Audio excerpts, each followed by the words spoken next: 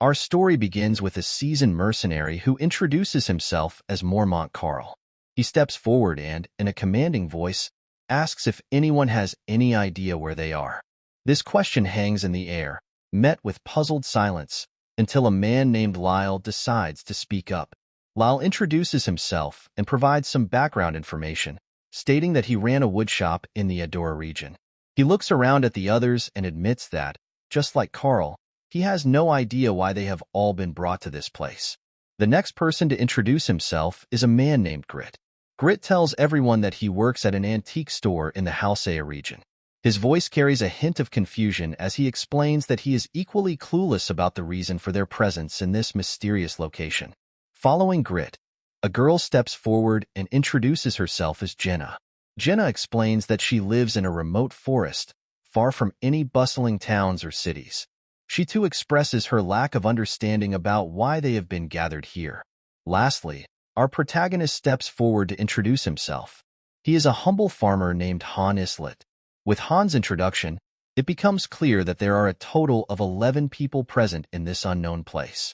As they all exchange glances, it becomes evident that none of them know why they are here or how they got here.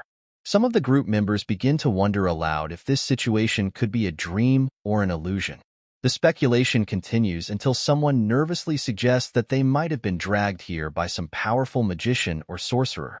Carl, ever the pragmatic mercenary, dismisses this idea and tells the group to stop talking nonsense. He tries to ground the conversation in reality, urging everyone to focus on the facts. Lyle, trying to bring some clarity to the situation, points out that the only thing they can be certain of is that everyone present is from the same region, Taenir. They might be able to figure out an important clue if they continue to converse with one another. The group exchanges glances, each person trying to think of something useful to share. Then, suddenly, a fairy steps forward, her appearance dazzling and unexpected. She asks everyone what they're talking about in a voice that commands attention. Before anyone can respond, the fairy informs them that her master is about to open a space-time rift.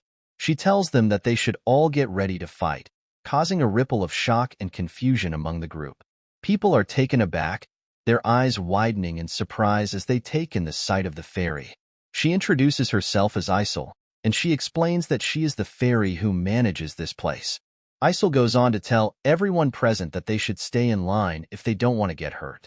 Her words carry an undeniable authority that silences any murmurs of dissent. Carl, ever the bold mercenary, steps forward and asks Isel if she is the one who brought them here. His voice is firm, demanding answers. Isel, with a calm yet mysterious demeanor, asks Carl why he wants to know this. Carl, growing impatient, tells Isel to stop talking nonsense and insists that she answer his question directly. Isel, unfazed by Carl's demeanor, warns him that if he doesn't want to be taken down, he should stop right now. Her tone is stern, a clear warning that Carl chooses to ignore. Angered by her response, Carl starts to emit his aura, a visible manifestation of his power and intent. He tells Isel that he will teach her a lesson, his voice filled with determination and anger. As Carl charges to attack Isel, the fairy responds with lightning speed. In an instant, Isel takes Carl down with a single, precise strike. The speed and efficiency of her move leave everyone in stunned silence. Then, Isel, with a serious expression, tells everyone that anyone who tries to hurt her will be taken down as an act of self-defense. Her stern tone leaves no room for argument. The group can't believe what's going on, their minds reeling from the sudden and dramatic turn of events. Murmurs of confusion ripple through the crowd as they try to process what Isel has just said. Desperate for clarity, someone steps forward and asks Isel what she wants. Isel, maintaining her serious demeanor, replies that her only desire is for everyone to listen to her orders, fight well, and win. That's all she wants from them. Suddenly, a glowing window appears in front of them, displaying a message that a party has been formed.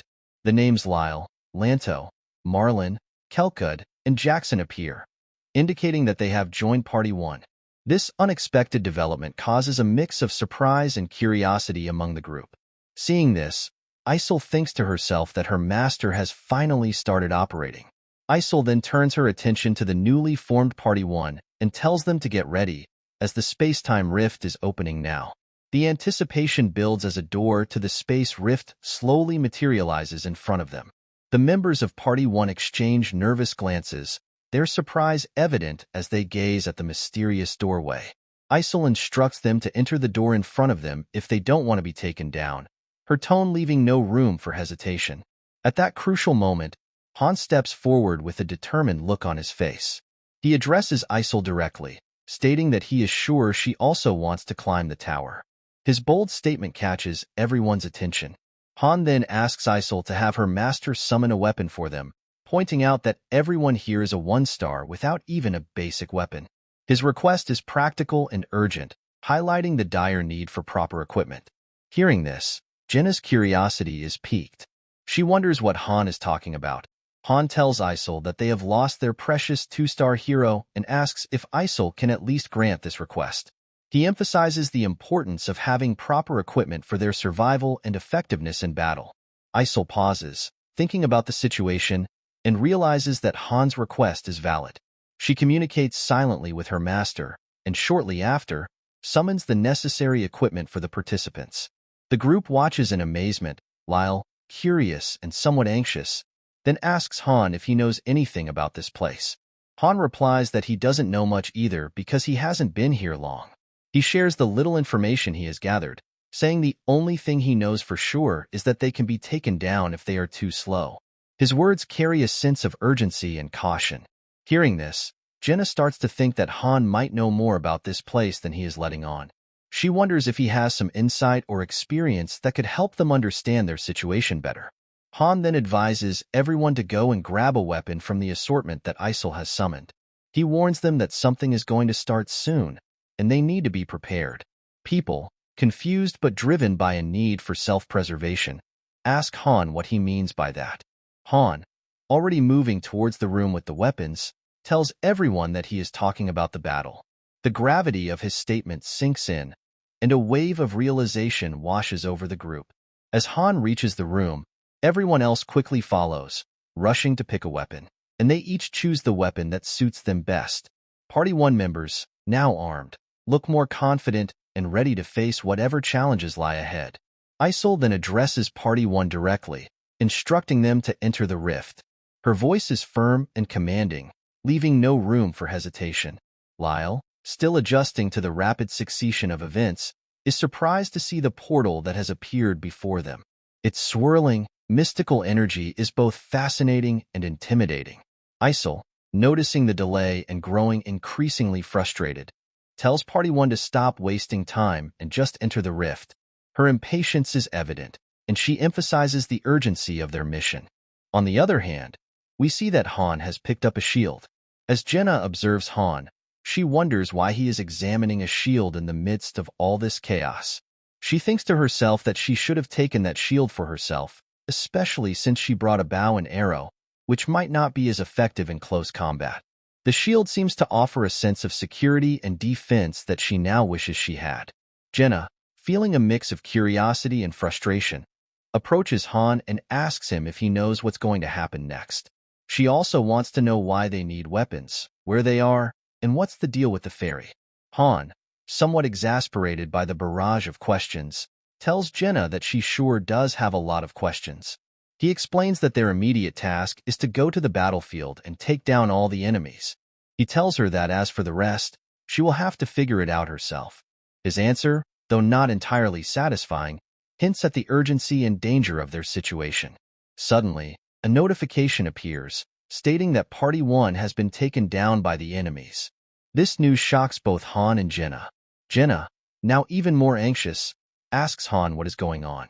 Han, trying to maintain focus, tells her to keep quiet. In his mind, Han is troubled by the fact that one party has already been defeated. He understands the gravity of their predicament and the high stakes of their mission.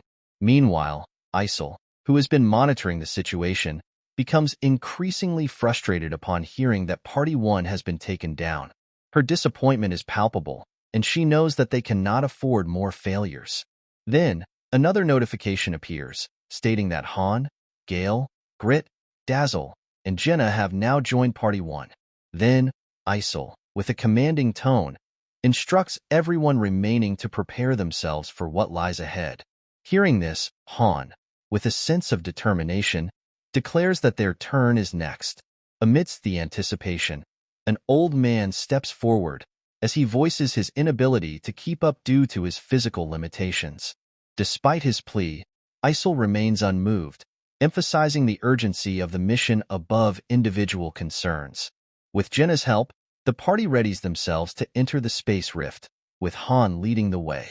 As they step into the rift, a whirlwind of energy envelopes them, transporting them to a new and unfamiliar location. The sudden change in surroundings prompts a collective gasp of surprise from the group. They find themselves standing in what appears to be a vast temple, its ancient walls adorned with cryptic symbols and writings. As they take in their surroundings, a window materializes before them, stating their purpose. It declares that they have entered the first floor of the main dungeon and that their mission is to ascend the tower to save the world. Sensing the impending challenge, Han rallies the party, urging them to prepare for what lies ahead.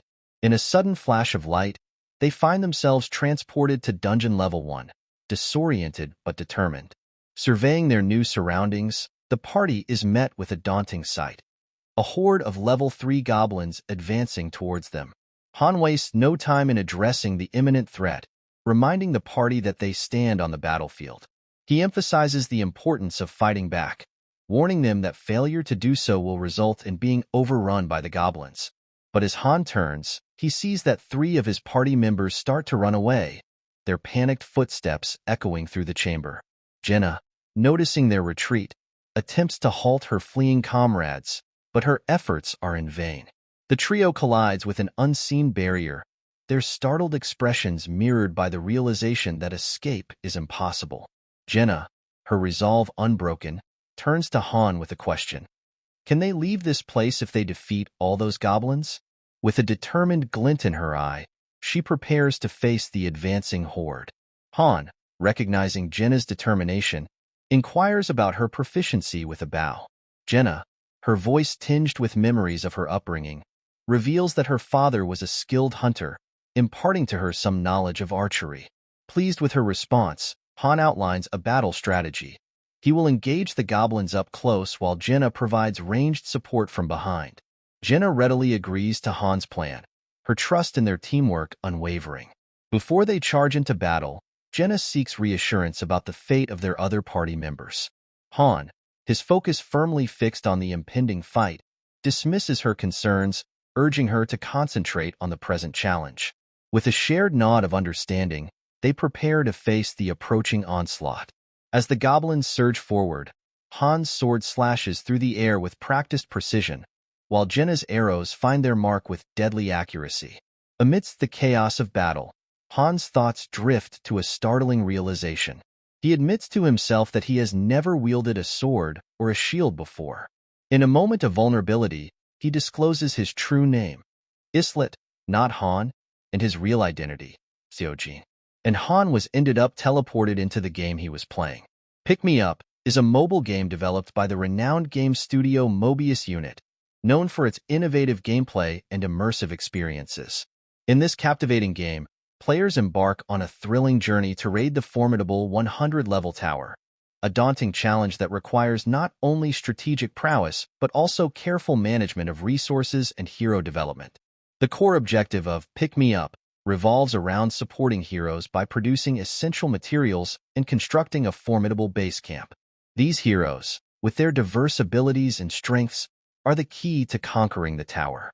However, achieving success in this perilous quest demands more than mere brute force. Players must employ cunning tactics and strategic planning to overcome each level's formidable obstacles. For Han, the protagonist of our story, life was ordinary until just yesterday.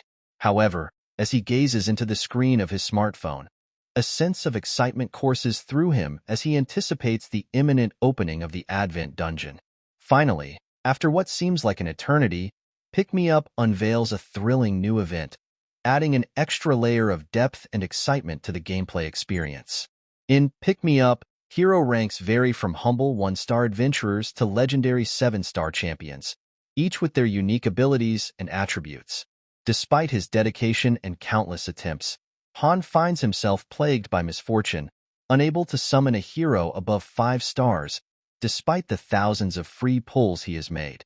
However, Han's determination remains unwavering as he sets his sights on obtaining the elusive Book of Fate Reversal, a rare item essential for creating a formidable 7-star hero. Despite the daunting odds, Han sees no reason to shy away from the challenge presented by the event. In Pick Me Up, participation is not merely an option. It is a necessity for those seeking to ascend to greatness. Unlike other games that offer character training, Pick Me Up stands out for its uncompromising adherence to hardcore rules. Here, no amount of care or investment can shield a character from the harsh consequences of defeat. The character couldn't be brought back. Han realizes that regardless of whether the character is 1 star or 6 star, it's all over when the character dies. Scouting out the dungeon using a disposable party is a must. As Han enters the Advent dungeon in the game with his characters, suddenly a warning notification appears, stating that Han's party stats are decreased by 30%. Han is surprised to see this and wonders what his characters are afraid of. However, he brushes it off, thinking that it doesn't matter as he just needs to see the boss patterns. Then, suddenly, Han's team is taken down in an instant. Han is shocked to see that the boss is level 999. He thinks that it's clearly a system error, as his team was taken down without even being able to see the boss patterns, and he couldn't get anything. Amidst the chaos, a chilling moment ensues as the boss, with a sinister smile, looks directly at Han and utters the words, "Found you." Han is frozen in shock, his mind racing with confusion. He wonders if this is simply another one of the boss's patterns. Despite the uncertainty, Han is determined to unravel the mystery that now confronts him. To his surprise, instead of the expected conclusion of the game, a new window suddenly appears, announcing that a new account is being created. And a window appears, stating that Han should choose a name. Then, a list of available names appears. Another window appears, welcoming Han into the game of Pick Me Up. A new window then appears, asking if Han would like to play the tutorial. Upon completion, Han will receive a set reward. Suddenly, Han wakes up in the middle of a territory. A system window appears, stating that he is in a small village in the Hyam territory. In this place resides a boy named Han Islet. The land is known for its harmony between humans and non-humans, known as Taenir. However, an unknown enemy has invaded this continent of peace. If Han wishes to save the world, he must climb the tower, accompanied by other heroes. Han receives a tutorial quest to defeat the goblins that have invaded the village. As he looks back, he sees a goblin. Shocked and surprised, Han wonders if this is a real place. It doesn't take long for him to realize that this is indeed reality. The goblin strikes at Han with full force, but Han blocks the attack using a sword. But Han was able to push back the goblin and take it down with a single strike. Then, a window appears, stating that Han has cleared the stage. Additionally, Han has leveled up and received rewards. On the other hand, Han doesn't understand what is going on here. Suddenly, he is stunned to see the familiar scenery of the game. Pick Me Up. Then, another window appears, instructing Han to make an ally before continuing to the next stage. Han receives a first-time special service of a premium summon, but he has no idea what is happening. Suddenly, a girl in armor is summoned in front of Han. This summon is super rare. Han wonders if he was also summoned like this, as a summoner hero for a user of Pick Me Up. The girl introduces herself as Shay Radisteri, a 4-star summon. Shay asks Han if he is the one who summoned her and inquires about his identity. Han introduces himself, and in response, Shay introduces herself as well, revealing that she is a knight. As the window appears, announcing Han and Shay's newly formed party, their master, Whatever, wastes no time and promptly dispatches them back into the dungeon to face the looming threat of monsters once more. Amidst the chaos of battle, Shay turns to Han with a curious inquiry, wondering if he's a novice in the realm of combat. Han's admission that it's his first time embarking on such an adventure contrasts sharply with Shay's seasoned expertise. While Han grapples with the unfamiliar weight of a sword, Shay effortlessly dispatches 5 goblins in the blink of an eye, showcasing her prowess as a 4-star hero. Following their triumphant victory, Han reflects on the significant difference in skill between them, attributed to Shay's higher star rating. Despite this gap, Han harbors no resentment, instead focusing his attention on the challenges that lie ahead. Their journey takes an unexpected turn as they progress to the final stage of the tutorial, to synthesis. Guided by another window prompt, Han touches the Synthesize tab, transporting them to a new location where they encounter Isol. Isol, taken aback by Han's unexpected familiarity with her name, inquires about his knowledge. Han tells Isol that, of course, he knows this because he played Pick Me Up game a lot. Isol looks in her book and realizes that Han doesn't look like in the picture. Han explains to Isol that he is from Earth. Frustrated by this revelation, Isol sends him to another place, where Han meets Shay again. Then, the synthesis process begins, startling Han as he witnesses it starting. Synthesis strengthens by combining two heroes together, with one of them being sacrificed to enhance the other's stats. During this procedure, one of the heroes is guaranteed to be sacrificed. The issue arises as Han is only a 1-star hero, while Shay is a 4-star knight. A normal player would have no reason to choose Han. Closing his eyes, Han resigns himself to what he believes is the end. However, to his surprise, after the synthesis completes, he finds that he has survived. It is Shay who disappears. Confused, Han asks Shay why she is disappearing, arguing that it doesn't make sense as she is a 4-star and he is only a 1-star. Shay explains to Han that she wasn't chosen, and that's all there is to it. With a serene smile, Shay entrusts Han with the situation before gracefully vanishing, leaving Han in a state of bewildered astonishment. As the scene shifts back to the present, Grit falls victim to the relentless strikes of the goblins, while Jenna and Han valiantly engage in combat with the ferocious creatures, their allies opting for retreat. In the midst of the chaos, Han reflects on his survival and ponders the mechanics of hero synthesis, recognizing his stroke of luck and attributing Shay's sacrifice to a potential error by their master.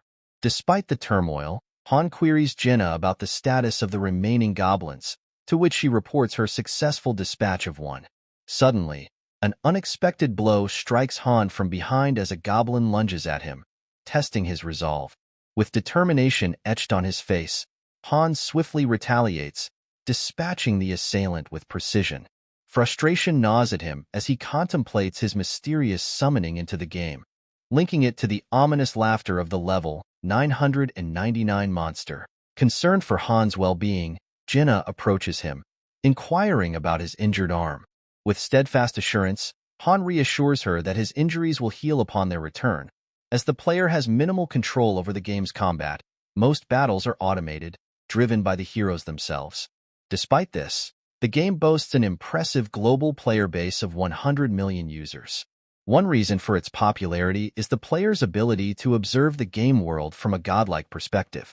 Han gazes thoughtfully at the sky and muses, "Is it fun?" He reminisces about his own enjoyment of the pick-me-up game, crafting items, devising strategies, nurturing heroes, and uncovering hidden elements. Han considers the game's quality, noting his own significant ranking as 5th in the world. He acknowledges the watchful eye of Loki, the master of masters, as he navigates through the challenges until the end. Following their success, the stage clear window appears, indicating Jenna's level up. Meanwhile, Han earns the MVP title for this stage, underscoring his skill and contribution.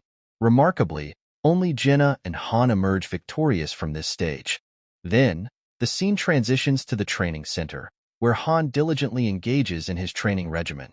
Amidst the exertion, Han grapples with the stark reality confronting him.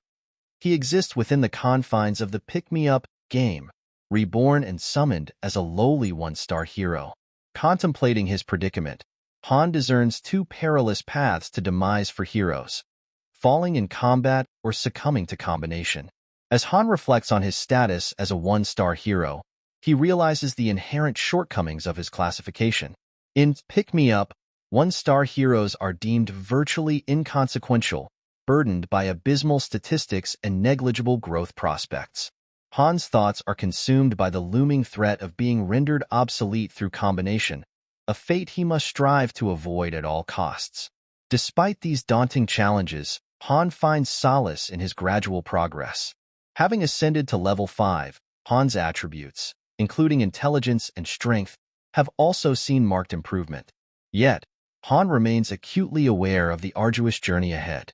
Survival, vengeance, and liberation hinge on his ability to fortify himself, both physically and mentally. Navigating the uncertain landscape of the game, Han harbors a deep-seated conviction that adaptation is key to staving off defeat. Beyond physical prowess, Han recognizes the indispensable role of mental resilience. In the face of adversity, succumbing to nervousness could prove fatal. Thus, Han resolves to cultivate not only his physical strength, but also the unwavering fortitude of his mind, ensuring his endurance in the trials to come. Han reflects on his past, reminiscing about the times when he had to fend for himself during his youth, navigating life's challenges without the safety net of parental guidance or external support. Despite the adversity, Han persisted, relying on his own resilience to weather the storms that came his way. Engrossed in his rigorous training routine, Han remains steadfast in his commitment to honing his skills. It's a solitary pursuit, driven by his inner determination and a desire to overcome the obstacles presented by the game. In the midst of his training, Jenna approaches Han, her presence interrupting his focus. Curious about his activities, she questions him about his objectives. Han responds bluntly, informing her that he's training to combat the monsters that threaten their existence within the game. Jenna, taken aback by Han's curt demeanor, expresses her frustration, explaining that she went out of her way to find him. Despite her initial annoyance, she shifts the conversation to a more serious tone, contemplating their situation. She acknowledges the harsh reality that they cannot simply leave the confines of the game, realizing that they must confront the challenges it presents head-on. Drawing from her own background as the daughter of a hunter, Jenna shares her pastime of archery, a skill she's honed over the years. She reassures Han that she won't be a hindrance to his efforts and emphasizes the importance of taking proactive steps rather than succumbing to despair. Inquisitive about Han's experience and expertise, Jenna probes him about his knowledge of survival strategies within the game. Han reciprocates her curiosity, asking about her combat experience. Jenna admits that yesterday marked her first real encounter with combat, having spent most of her time indoors. Despite her lack of experience, she remains determined to adapt and learn. Continuing, Han reflects on Jenna's recent progress. Noting her advancement to level 4 and her beginner-level archery skill, he muses over the possibility of her stats increasing by 4 since yesterday. This prompts him to speculate about the relatively low growth value of Jenna's attributes. Despite this, he acknowledges Jenna's possession of a prerequisite skill, a noteworthy trait for a one-star hero. Despite her initial clumsiness in combat, Jenna's ability to shoot down a goblin stands as a testament to her potential. What impresses Han even more is Jenna's resilience. Rather than being shaken by the encounter with death, she remains resolute and focused on her goals. Han can't help but admire Jenna's determination, seeing her as a valuable ally in their shared struggle within the game. Encouraged by Jenna's commitment, Han offers his assistance. Jenna recalls her father's sage advice about the importance of choosing trustworthy companions for survival. With a gesture of agreement, she extends her hand to Han, symbolizing their mutual commitment to support each other through the challenges ahead. A notification promptly appears, indicating the establishment of a friendship bonus between them. Following this exchange, Han decides to summon Isol, despite her apparent frustration with the interruption. He remarks on the speed of her response, considering her purportedly busy schedule. Isol firmly informs Han that regardless of how many times he repeats the question, she won't divulge any information. Instead, she suggests that if Han is truly curious about scaling the tower, he should seek enlightenment within its walls.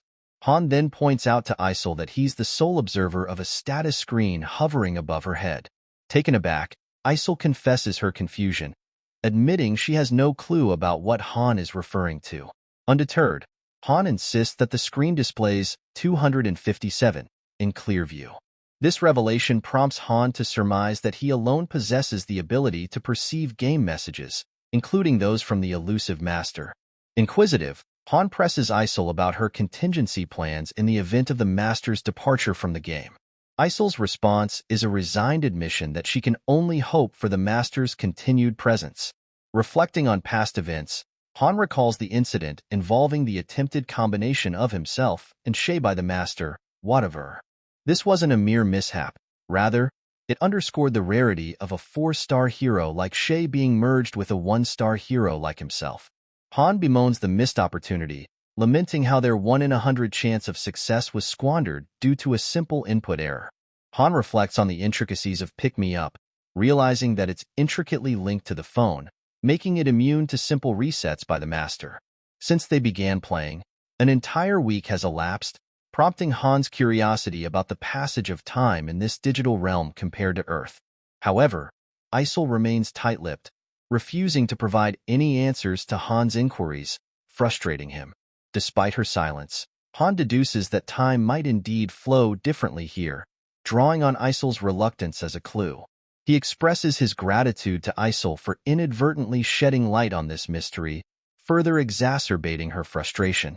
In the midst of this revelation, Han also ponders the limits of Isol's influence, realizing that she can only intervene in specific circumstances, either in self-defense or when a hero refuses the master's commands. Understanding the importance of adapting to these rules, Han acknowledges that failure to do so could result in defeat, highlighting it as the fundamental law of this unfamiliar world. Meanwhile, Jenna, intrigued by Han's interaction with Isol, seeks clarification. Han elucidates their mission: to conquer a towering structure spanning 100 floors. He explains the role of the master, who issues directives through Isol, guiding them through their missions and quests. Once they reach the 100th floor, they should be able to get released. Jenna asks Han if that means they'll have to continuously fight monsters. Han tells Jenna that's why they have to train to become stronger. Jenna then questions whether it's possible with just the two of them. Han responds by explaining that the master can use money to summon people like them, and they are going to summon a lot of people. He emphasizes that their choices from this point on will decide their lives, but ultimately, their lives depend on the master's choices. After training for a whole day, Han discovers a fascinating rule in this world. The necessities and food are refilled the next day. Furthermore, if Han thinks about the things he wants, they appear the next day in a drawer or in the closet. However, weapons don't appear, and there are different rules when it comes to getting results from training. Han reflects on how things he didn't understand when he used to play Pick Me Up now make sense, particularly regarding the differing combat abilities of heroes of the same rank. There was a notable commonality among them: a dedication to training. They weren't complacent when it came to honing their skills. Although training didn't directly augment their stats or levels, it played a crucial role in developing their abilities and refining their techniques. A discerning master would swiftly categorize their main heroes into 3 distinct groups. Firstly, mental fortitude. Heroes prone to panic wouldn't garner the master's attention. Secondly, skills. While high-rank heroes arrived with pre-existing skills, the majority of low-rank heroes concealed their talents, awaiting discovery by the master. Thirdly, physique. This was presently Han's focal point. As he diligently pursued his training regimen, 3 days had elapsed since he commenced. Suddenly, a notification popped up, signaling the master's connection to the game.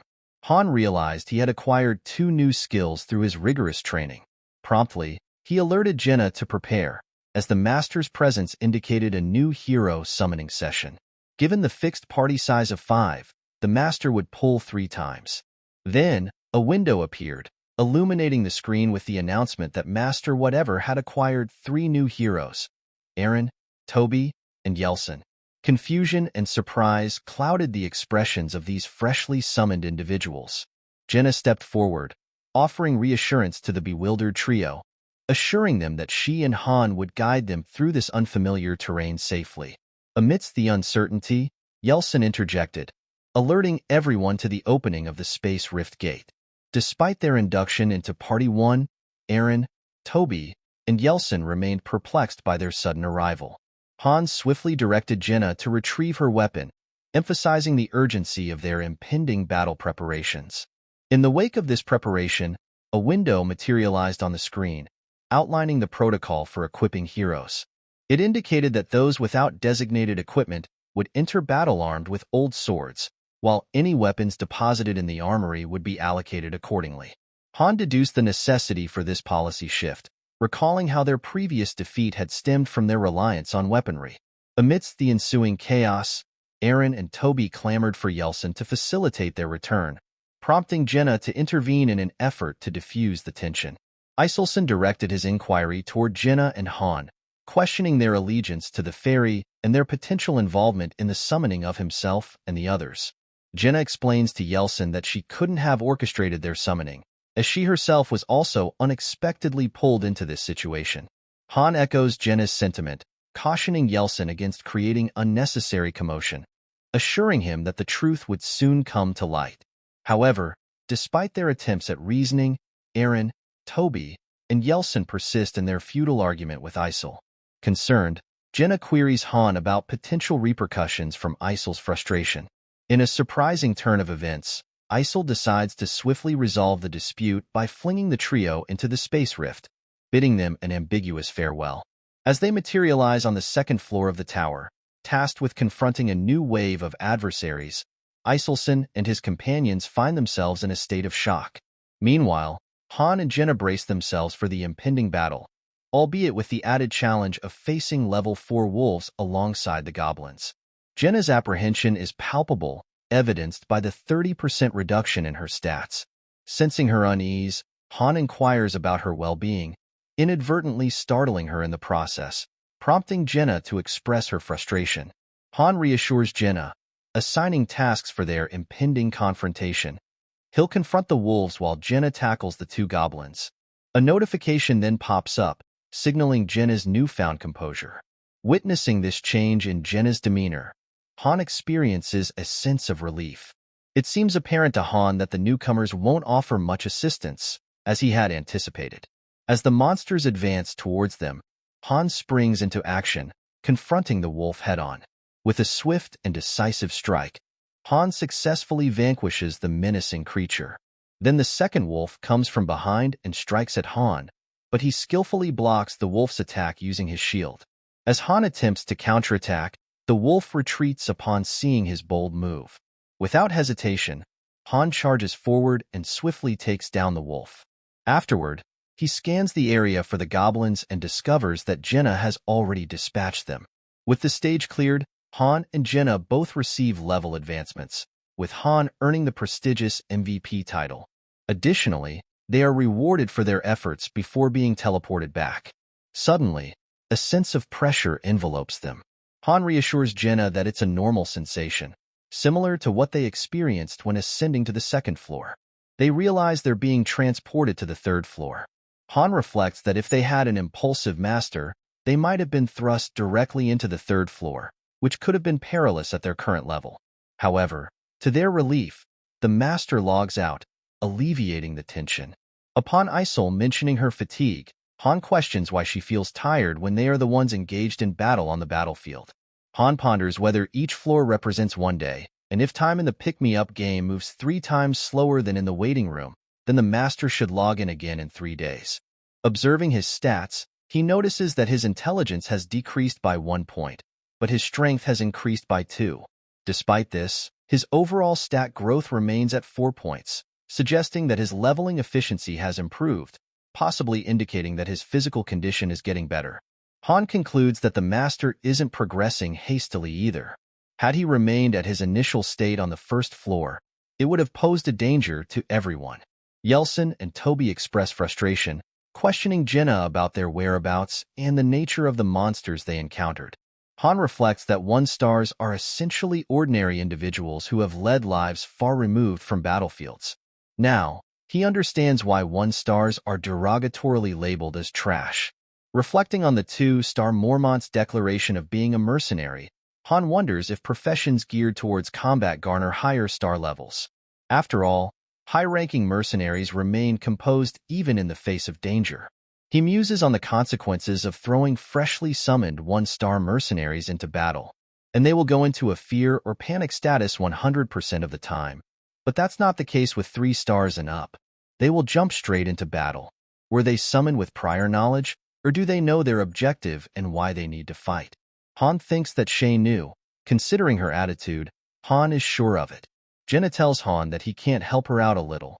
Han tells Jenna that why would they bother with them. Jenna tells Han that they should coax them forward and make them their teammates, as it's better than nothing.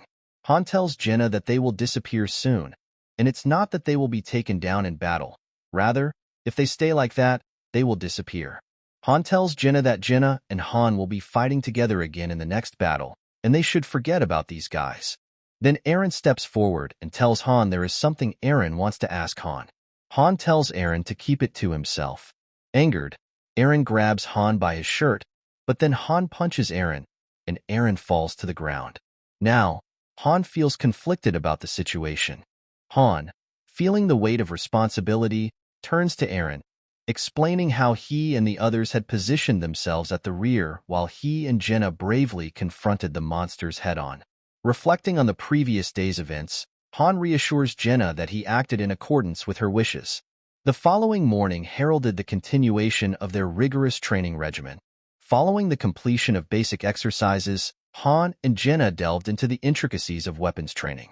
Amidst the flurry of activity, Han focused on honing his swordsmanship skills, while Jenna unleashed volleys of arrows with precision from her bow. Notably, Han's proficiency with the sword and shield surged to level 2, a testament to his dedication. Meanwhile, the absence of the three others from the training grounds did not escape notice. Instead, they embarked on a futile quest to locate an exit, expressing their desire to depart from their current predicament. Despite their efforts, the elusive exit remained elusive, leaving them resigned to their circumstances. In a subsequent scene, tension mounts as Jenna takes aim at Han with her arrows, prompting him to summon all his skill to deflect them. Unfortunately, one arrow finds its mark, piercing Han's leg. Concerned, Jenna rushes to his side, inquiring about his well-being. Han, displaying stoic resolve, reassures her, urging her to understand the fundamental differences in natural laws in their current environment, where wounds heal rapidly. Moreover, he reveals a newfound ability named pain resistance. As Han persisted in his training, he found solace in the discomfort it brought, recognizing pain as a vital indicator of his existence. With Jenna as his steadfast training partner, they navigated the challenges together. When the master finally made an appearance, Isil's call to assemble in the main hall stirred excitement among the group. Jenna, in particular, welcomed the break from the routine, eager for the opportunity it presented. Noticing Jenna's apparent knack for adaptation, Han couldn't help but marvel at her resilience, prompting a discussion between them about their differing paces of growth. Jenna attributed her ability to endure to her inherent toughness, a quality that seemed to serve her well in their current predicament. Meanwhile, the persistent pleas of the other three members of their party to return home grated on Isil's patience, ultimately resulting in a stern lesson administered by her. Following the resolution of the conflict, Party 1 ascended to the 3rd floor, where their encounter with goblins awaited. Han observed the goblins' enhanced gear and tactics with a discerning eye, yet remained confident in their ability to prevail, a confidence born out of their dedicated training. Together, he and Jenna dispatched the goblins with ease, their synchronized efforts a testament to their growing prowess. Reflecting on their victory, Jenna remarked on her increasing familiarity with the challenges they faced, prompting Han to ponder whether the current level was a bit easy. Jenna shares with Han her observation that the remaining 3 members still seem reluctant to engage in combat. Han acknowledges this, emphasizing that their reluctance doesn't concern him, as he has no desire to share experience points with those who don't actively contribute to battles. He points out that if they continue to abstain from fighting, they'll miss out on valuable experience points altogether. In a sudden turn of events, a window pops up, suggesting a strategy for dealing with disobedient heroes. The master should try spinning the wheel of fortune to encourage better behavior. Without delay, the master decides to challenge the 1st floor once again. Noticing the window, Han informs Jenna of the master's intention to spin the wheel of fortune. Moments later, the party finds themselves teleported back to the 1st floor. Reflecting on the situation, Han speculates that the master's decision to revisit the 1st floor indicates a preference for its relative safety.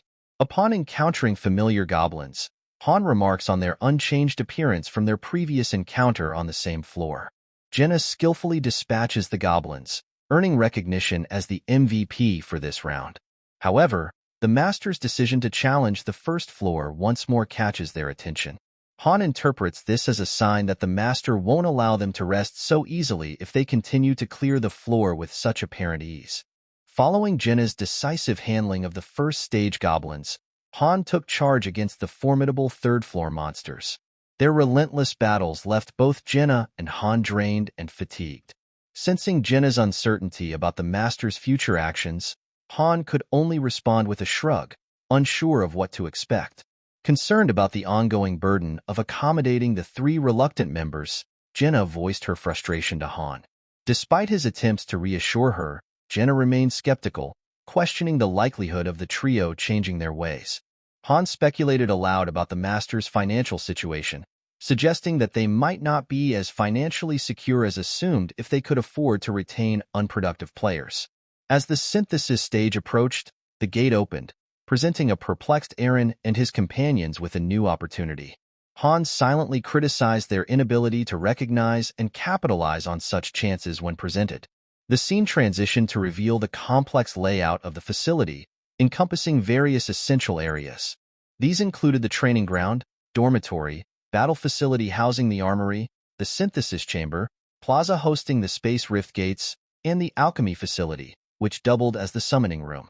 Han reflects on the numerous opportunities that have been presented, recognizing that despite the absence of minor details on screen, the master should possess a comprehensive understanding of the situation. They ought to discern who actively engages in combat on the front lines and who shirks their responsibilities. Notably, Han and Jenna find themselves added to the master's list of favorites. Isol instructs Yeltsin and Jenna to proceed to the synthesizing room. Confused, Jenna turns to Han for clarification. Han reassures her, urging her not to worry as nothing untoward will befall her. Yeltsin queries Han about the consequences of entering the chamber for Isol. Han responds, suggesting that Yeltsin will likely be judged based on their actions.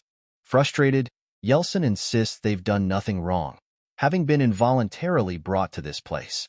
In a surprising moment of agreement, Isol acknowledges their shared perspective as they both enter the synthesis chamber. Subsequently, Jenna experiences a level up and acquires a new skill, Hawkeye. Bewildered by Yeltsin's sudden disappearance, Jenna seeks clarification on the events that transpired. Han explains to Jenna that in this place, those who are deemed useless will be removed. Now, it's Han's turn to enter the synthesis chamber, and he wonders who will accompany him. Subsequently, we see Han paired with Toby. As Han progresses, he levels up and acquires a new skill, composure. Passing by Eren, Han casually remarks that Eren's success was merely luck. Jenna mentions that those deemed useless by the master tend to vanish in the synthesis chamber. Han inquires why Jenna appears saddened by this, considering she was the one who didn't want to be left behind. Jenna expresses concern that she too might face a similar fate if she ever becomes useless. Han reassures Jenna, explaining that as they ascend, they'll encounter increasingly formidable opponents, either succumbing to them or facing elimination in the synthesis chamber. Observing Han's seemingly extensive knowledge, Jenna remarks on his awareness of various aspects. Han advises Jenna to heed her father's advice, to align herself with those who possess strength if she wishes to survive. The scene transitions to the second day at the training center, where Jenna earnestly implores Han to take good care of her. Sensing her seriousness, Han queries if something has occurred to prompt her request. Jenna elaborates, recalling Han's earlier advice to align herself with the strong, hence her desire to seek his protection. She emphasizes her plea for Han to watch over her closely. In response, Han reassures Jenna, affirming that her diligence will safeguard her from being taken down. He encourages her not to dwell excessively on worry. Adding to the sentiment, Eren steps forward, echoing Jenna's request for Han's care and guidance. Expressing remorse for his prior lack of involvement in battles, Eren vows to amend his ways. Han, understandably skeptical, questions how he can trust Eren's newfound commitment. Eren earnestly pledges to do whatever it takes to earn Han's trust. Observing Eren's determination, Jenna remarks on his apparent newfound resolve.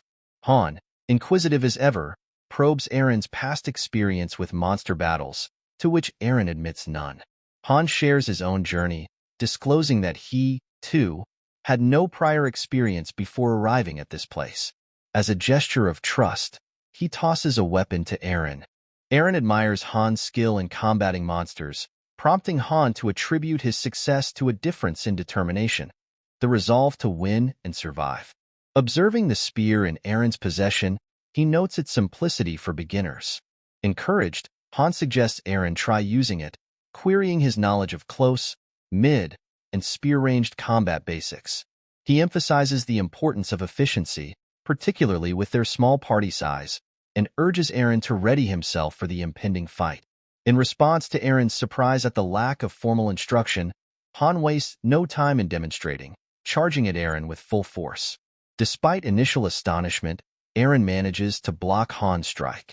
Attempting a counterattack, Eren's inexperience is evident as he closes his eyes. Han seizes the opportunity, swiftly delivering a kick to Eren's stomach, illustrating the potential consequences of such a mistake if facing a real monster. Jenna, observing the exchange, questions Han's severity towards Eren, especially considering it's Eren's first time attempting combat. Han expresses to Jenna his reluctance to take on the responsibility of caring for someone else, preferring to leave behind those who cannot keep up with him. Then, he turns his attention to Eren, inquiring about Eren's family. Eren reveals that he has a younger sister. Han reflects on Eren's fortune to have family, contrasting it with his own solitude. Pointing his sword at Eren, Han poses a hypothetical scenario, questioning how Eren would cope if he couldn't return home, highlighting the agony of defeat by a monster, a pain more profound than that of synthesis. He advises Eren to consider giving up if he finds himself unable to continue. In response, Eren meets Han's gaze with a serious expression, prompting Han to smile at the newfound determination reflected in Eren's eyes. Suddenly, a window appears, indicating that a forge has been selected, the annex of the armory. Han realizes that he has unlocked free roam, and that the forge is now open. He calls for Isol, who responds with frustration, questioning Han's entitlement to summon her whenever he pleases. Han expresses his growing frustration to Isol, stating that he's becoming bored with the repetitive tips she provides. Sensing his irritation, Isol reacts with anger, her frustration evident. Han points out that she's the one responsible for sending tips to their master, suggesting she explore the internet for fresh insights. He proposes that if she can access the internet and manipulate the system, her tips might carry more significance. Acknowledging her ability to influence the system, Isol admits to her hobby of browsing the web. Han deduces that the tips she sends are likely inspired by her online discoveries. He elaborates that after summoning equipment 10 times, one unlocks level 1 of the training facility, followed by access to the forge. Taken aback, Isol questions how Han acquired this information. Han casually mentions it's a popular post on the Pick Me Up site, particularly one authored by Loki. Isol is intrigued and asks if Han knows Loki, to which Han confirms, revealing that he's also an active user of Pick Me Up. Isol enlightens Han about Loki's legendary status as the god of Pick Me Up, suggesting he would reign supreme if he achieved a 7-star rating. Intrigued by Isol's admiration for Loki, Han delves deeper into the discussion.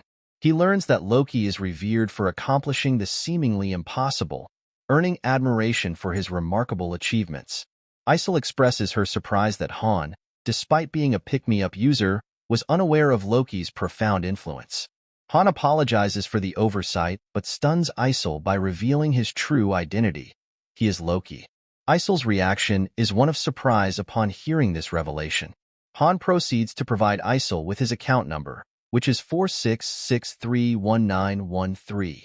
He elaborates that due to the risk of hackers, the pick-me-up account number is kept confidential, known only to the master himself and the server officials. Encouraging Isol to verify this information, Han suggests she check it out for herself. Isol follows Han's advice and conducts a search online. Upon confirming that Han is indeed Loki, she excitedly requests his autograph. She explains that with his signature, she can become a VIP member of Ragna Loki. Curious, Han inquires about Ragna Loki as he signs the autograph for her. Isol explains that it's a fan cafe dedicated to the Master of Masters, Loki, and a signature from him is a prerequisite for VIP membership.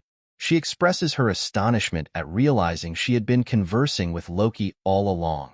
Han reassures Isol, downplaying his current one-star status, suggesting it's of little consequence. However, Isol raises an intriguing question about Niflheim, the name of the waiting room in Han's account. She elaborates on its extensive layout, mentioning the 13 floors solely dedicated to waiting rooms, accommodating up to 20,000 people. Despite this, she notes that the facilities boast top-notch infrastructure, providing comfort and convenience to the occupants. Even with all that, Han ponders the futility of it all, considering himself the true master of the situation. Shocked, Isol questions Han about the fate of the 20,000 troops. Han responds by suggesting that if she's concerned, she should send him back. Isol admits she can't do that. Han acknowledges this, recognizing Isol as an intermediary manager. Curious, Han inquires about the owner of the waiting room, named Whatever, wondering if they're a human from Earth and if the summoned heroes are also human. Isol confirms this, explaining that while the affiliated world is slightly different, its inhabitants are indeed people. Han deduces that the master of the room, Whatever, likely doesn't realize the characters are human and simply enjoys playing pick-me-up. Han then asks Isol if he can return to Earth by climbing the tower to the 100th floor. Isol admits she doesn't know. Moving on, Han queries if Isol knows who brought him here. Isol declines to answer. Han accepts this, noting that Isol previously mentioned he would find out as he climbed the tower. Then Han poses the next question to Isol, inquiring about the extent of the Master's authority she can access. Isol responds, stating that currently she can give advice, manage facility operations, and assist with various activities. Curious, Han asks if the waiting rooms for other masters are similar to theirs. Isol explains that while each one may have slight differences, they are fundamentally the same. Reflecting on this information, Han wonders if there are 100 million of these worlds in existence. He recalls Mobius Summon, the system supposedly capable of creating limitless heroes through the combination of thousands of patterns, and realizes it was a fabrication. He contemplates quantum AI, recognizing the heroes he once thought were artificial intelligence as real individuals. Additionally, he considers roguelike, realizing that the system generating limitless content likely also encompasses 100 million unique worlds. Han contemplates the significance of this revelation, realizing that each of the diverse worlds within the game exists as a reality in another dimension. He acknowledges that his careless decisions could potentially lead to a hero's demise. Addressing Isol, he emphasizes the importance of listening attentively if she wishes to ascend the tower alongside him. Since Han will allow Isol to climb the tower, Isol becomes excited upon hearing this news. The scene then shifts to the training center, where Han reflects on Jenna's remarkable progress. He considers her a genius, noting that her growth speed surpasses that of a one-star player. Despite never having handled daggers before, Jenna quickly grasps their usage.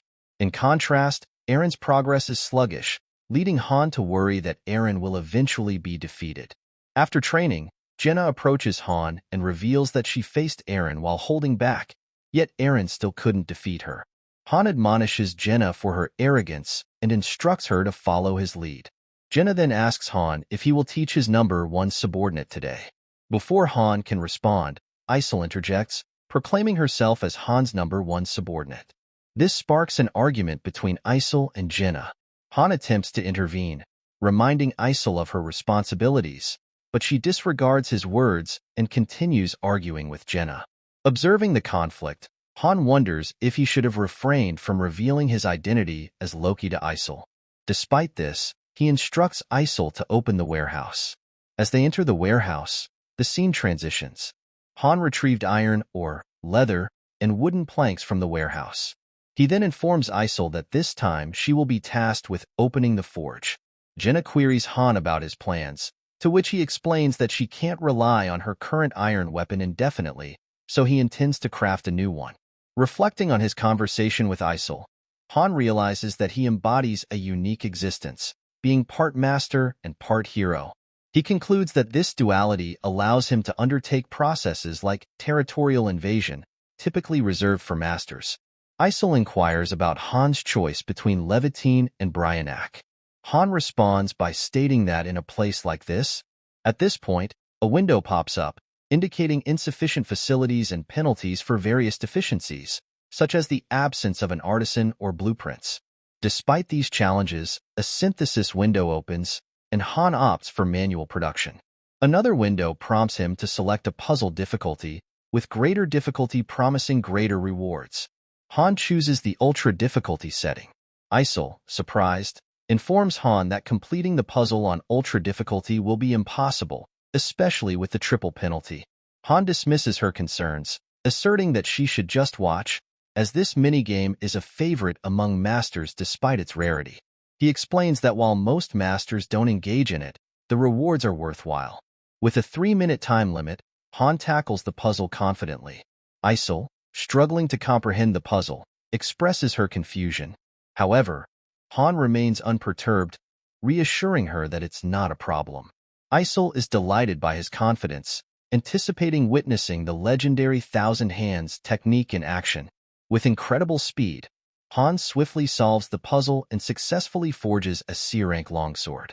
Isol is impressed by the sword's appearance as it materializes before Han. A window then appears, stating that the sword is remarkably strong, lightweight, and sharp. Despite the crude materials used, the craftsmanship compensates with exceptional skill.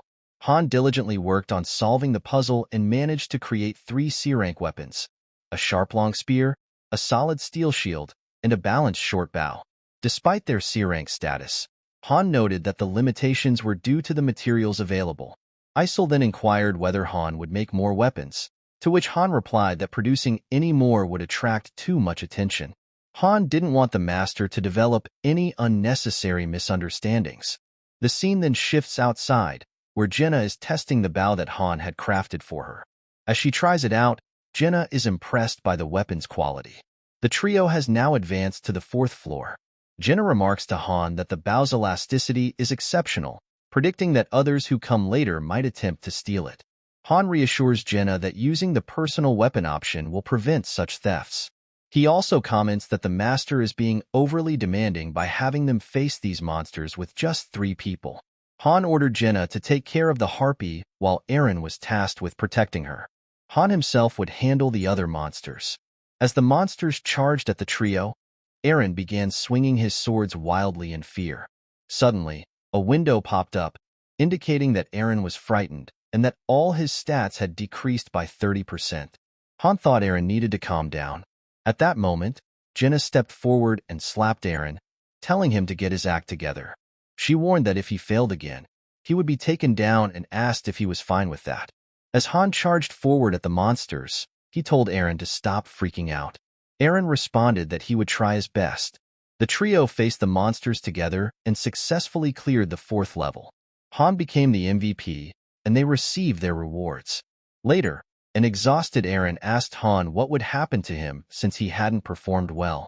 A window then appeared, indicating that Eren had been registered under favorites. Han informed Eren that, as a favorite of the master, it looked like he would be fine. Eren was excited and happy to hear this. Jenna then told Han that subordinate number 1 was a success, and now it was time for subordinate number 2. Hearing this, Han didn't say anything and went to the weapons room. He thought to himself that technically, his number 1 subordinate would be Niflheimer's series. In Pick Me Up, there are 5 members per party, 6 stars, and level 99 characters who have personally created 5 divine skills and other ultimate abilities. Han realized he might run into them somewhere in the tower. He thought about how it's an AFK game, so the Vice Master series would take care of Niflheimer, and there was Urnith too. Both Ceres and Urnith are wise and smart, which made Han wonder if they were really AI. The scene then shifts outside, where Urnith asked Ceres if she was really going to go.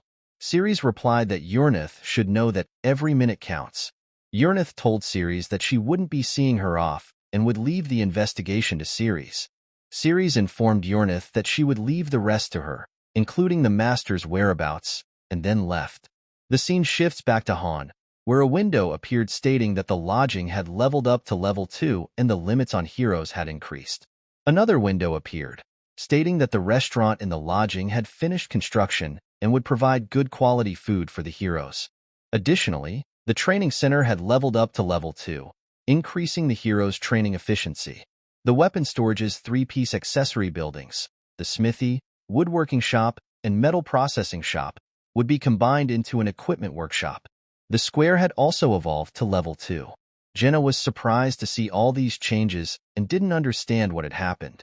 Aaron wondered aloud if their master was a great mage, given how extraordinary the developments were. Han explained that the master had invested money into their facilities, which made sense considering how entertaining things were becoming. The various reactions of the heroes and the lively battles likely made it feel to the master like playing with real people instead of just a bunch of zeros and ones. Han reminded them that the waiting rooms improved as they progressed higher in the tower and speculated that the master was probably an office worker, given the set online times. He also noted that it seemed the master was doing research and could afford to spend money on the game. Isol was really excited and told Han that this was much better than having a broke student as a master. As the master is rich enough to buy a new package for 65,000 won, Han thought to himself that Pick Me Up isn't a game that gives users gems for completing missions like other games.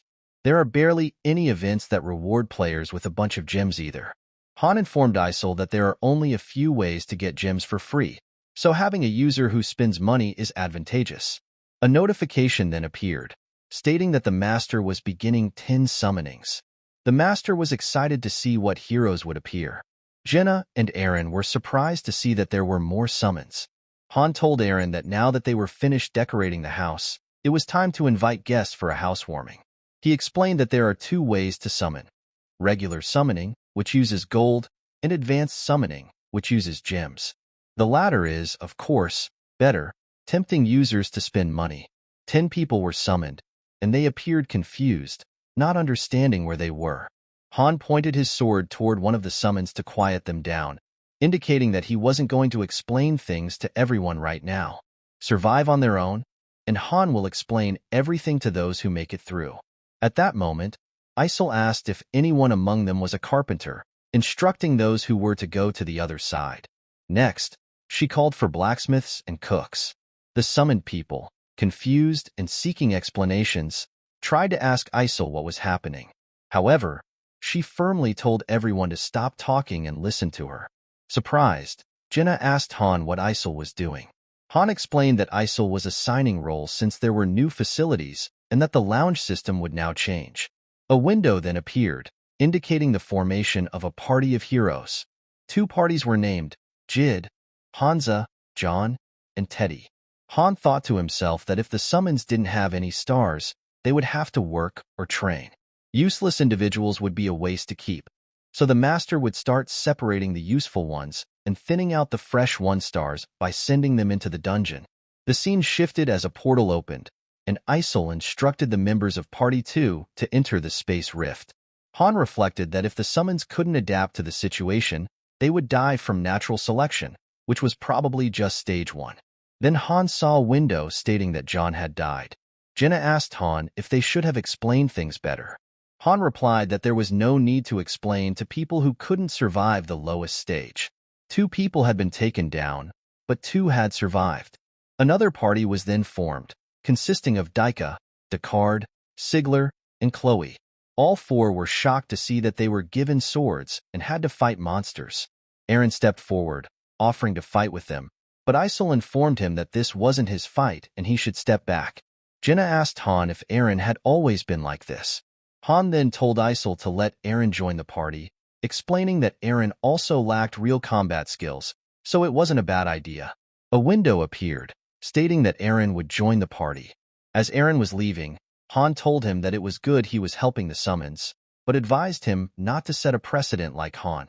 Aaron replied that he understood. Jenna then started to yawn, stating that she wanted to go back and eat, as the master had only given her potatoes so far. Seeing Jenna like this, Han thought to himself that he wasn't sure if Jenna had any tact. Jenna then told Han that the sky was bright and seemed to be looking at them, like how a god looks down upon the world. Han reassured her, saying that gods aren't free enough to listen to every single person's voice as their voices are heard only through a filter. The second party successfully completed the stage without any casualties. Han told them to head back, and Jenna excitedly stated that they were finally escaping the monotonous diet of potatoes. They entered the lodge and were thrilled to see that the building had significantly improved, now featuring a dining room. They wondered if they could now enjoy expensive food, as long as the master didn't consider them useless. Jenna became excited at the thought of having the highest grade of lamb steaks, while Aaron mentioned he would be fine with turkey. Han asked them if they remembered what he had just said, but Jenna grew frustrated upon seeing potatoes again. An old man informed them that while there were condiments available, these were the only ingredients. Han thought to himself that this man claimed to be a cook. Then a window appeared, stating, "Old man Dolph does not possess any skills." Seeing this, Han thought to himself that Dolph didn't even have cooking skills and wondered if anyone else did. Han then told Chloe that she would be responsible for cooking from now on. Dolph protested, saying he would make something better next time. Han informed Dolph that while he appreciated him reading the situation, lying about his skills was unacceptable. Han warned Dolph that this was the last time he would overlook such behavior. Dolph had no choice but to comply. Chloe then prepared numerous delicious-looking dishes. Jenna, surprised, remarked on how many different ways potatoes could be cooked. Chloe explained that the variety was due to the many condiments available. Han told everyone to eat while they listened, emphasizing that he wouldn't repeat himself and that the same information should be relayed to any new arrivals if they wanted to avoid dying. Jenna explained this to everyone, who were all surprised to hear it. Han then informed Anak that he was a carpenter and reiterated that Chloe was the cook. Han informed everyone that both Anak and Chloe could help in other ways as well. Then Dolph claimed to be a carpenter too. Han replied sternly that if Dolph lied again, he might recommend him for the first synthesis, which he thought would be great. Han further explained to everyone that non-combat jobs had higher chances of survival, but they shouldn't become complacent. Spots are limited, so if a better skilled person is summoned, they might end up with a combat job instead. From the second day onward, their simple life began to change. Jid, Hansen, and Daika expressed a desire to join the training. Seeing this, Jenna remarked that it seemed everyone else was scared and looking for a place to hide. Han agreed, saying he was getting bored of sparring with Aaron and was ready to change things up a bit.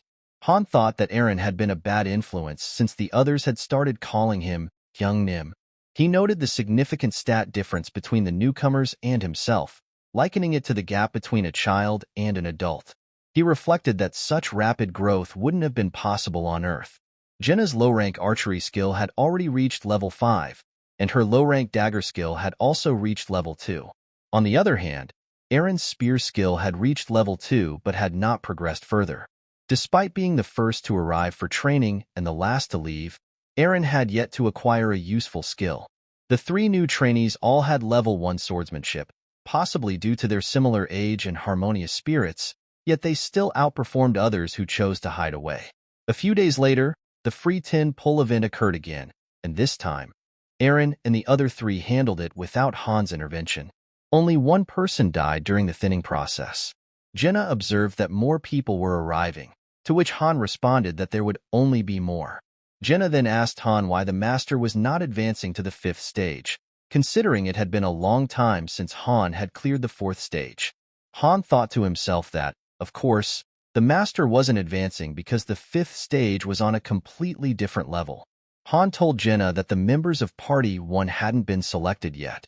He explained that every 5 stages, the difficulty spikes, akin to facing a boss floor. There was even a chance that Han himself might not survive. The master was aware of how many would perish despite culling and training, but Han saw no reason to reveal to Jenna just how devilish the difficulty would become later on. The combatants included Jenna, Han, Aaron, Zid, Hansen, and Daika, with Anak and Chloe in supporting roles. The scene shifted to the 4th level, where Hansen, Zid, and the others were about to face the monsters. Han instructed the newcomers that they didn't need to attack unnecessarily, as the sword and bow were right behind them. As they faced the monsters together, Han instructed them from behind, emphasizing that the weak have their own way of fighting through formation, using the strength of the group rather than individual prowess. Han thought to himself that he didn't join the battle because he could clear this stage by himself, but by abstaining, others could practice their formations. They successfully cleared the stage and received their rewards, with Jenna earning the MVP title. Hansen and Zid celebrated their first victory together. Han reflected that they didn't yet know what quests awaited on floor 5, some of which he might not handle alone.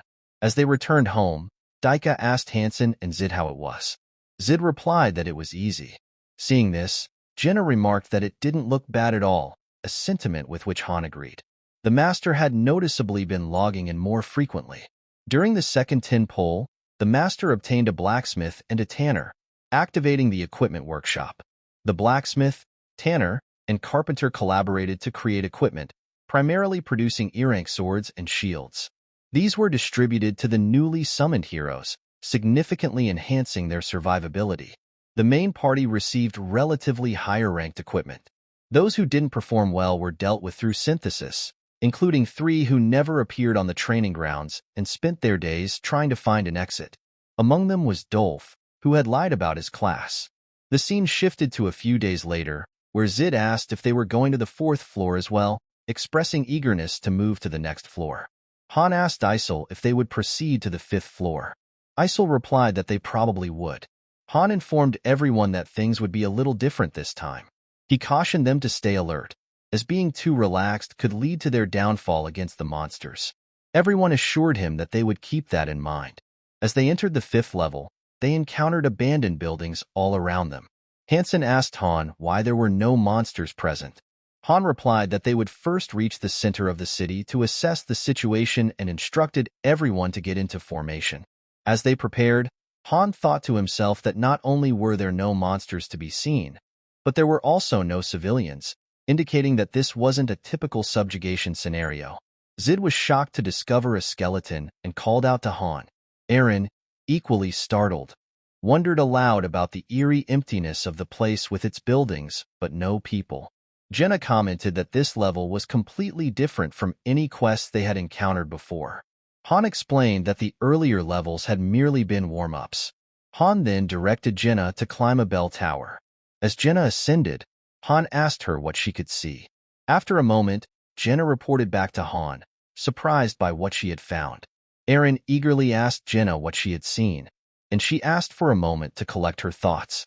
When Jenna informed Han that there were a bunch of goblins outside the city and they seemed to be approaching, Han immediately inquired about the number of goblins they were facing. Jenna informed Han that there were thousands of goblins present. It became evident that Floor 5 was a survival quest, requiring the heroes to endure against these overwhelming odds. Shocked by this revelation, Eren asked Jenna if she was certain about what she had seen. Jenna assured him that she was reporting exactly what she had observed. Han instructed Jenna to descend from the bell tower, and Eren voiced his concern that something might be wrong. Han reassured Eren not to be afraid, explaining that their mission this time wasn't about subjugation but survival. They needed to endure the goblin onslaught for a set amount of time. Attempting to enter a nearby building, Han found that they were barred from entry. He directed everyone to keep moving for the time being. Eren asked Han how long they needed to survive. Han replied that they just needed to hold out for 10 minutes after engaging the enemy, which seemed feasible. However, to their surprise, they learned they had to survive for 30 minutes. Han reflected that the chances of a party surviving a survival quest on lower floors were only 9%, making such quests notorious as hero grinders, although they were less daunting on higher floors. Han instructed everyone to move off the main road, leading them into an alleyway. Zid asked if there might be a better location, to which Han replied that all the buildings showed signs of damage, providing openings they could exploit, and they didn't have time to search further. They decided to make their stand there. Han reasoned that since the alley was narrow, they could confront the goblins one by one, despite their overwhelming numbers. Zid and Hansen pledged to do their best upon hearing this plan. Han assigned himself to guard the left entrance, while Eren would cover the right. Zid and Hansen were tasked with securing the back entrance. Han emphasized the importance of fighting strategically, avoiding unnecessary risks and taking breaks to recover. Turning to Jenna, Han positioned her at the center of their defensive formation and instructed her to conserve her arrows until he gave the signal. She agreed without hesitation. Han then directed the newcomers to construct barricades before the goblins arrived, cautioning them that if the goblins breached their defenses at any point, it could mean disaster for them all. As Zid began building the barricades, Han assisted, silently contemplating the daunting challenge of surviving for 30 minutes under these dire circumstances. Since this wasn't the waiting room, the time in the stage would be synced with Earth's time, and the timer would only start upon their contact with the goblins. At that moment, a goblin appeared before Han and immediately charged at him, triggering the start of the 30-minute countdown. Han was surprised to see the barricade still unfinished, but managed to swiftly defeat the goblin. However, soon all the other goblins rushed at them simultaneously. As they confronted the goblins, Han systematically took down each one that approached him. From behind, Jenna instructed Han to alert her when he started to tire. Meanwhile, Han strategized to block and counter in a circular pattern against the relentless charge. Eren asked Han if they only needed to endure this for 10 minutes. Han retorted, questioning if he had ever lied before, and noted that 4 minutes had already passed. The goblins continued their relentless strikes without pause. As they continued to fend off the goblins, Han instructed Zid to switch with Hansen. Zid insisted he could still handle more, but Han sharply told him to switch immediately. Han realized he was running low on stamina. Not only were these adversaries low-level, but they were also unskilled and prone to exhaustion due to excessive movement. Raising his voice, Han emphasized the importance of efficiency. Each strike must count, using minimal stamina. Block, stab, block again. This was their strategy against the swarm of weak goblins from the first floor, despite their overwhelming numbers. Han then directed Zid to swap positions with Hansen again, considering this the most perilous moment. Turning to Jenna, Han assigned her to assist Zid and instructed her to retrieve her arrows promptly after each shot. Jenna eagerly complied, stating she had been waiting for this moment.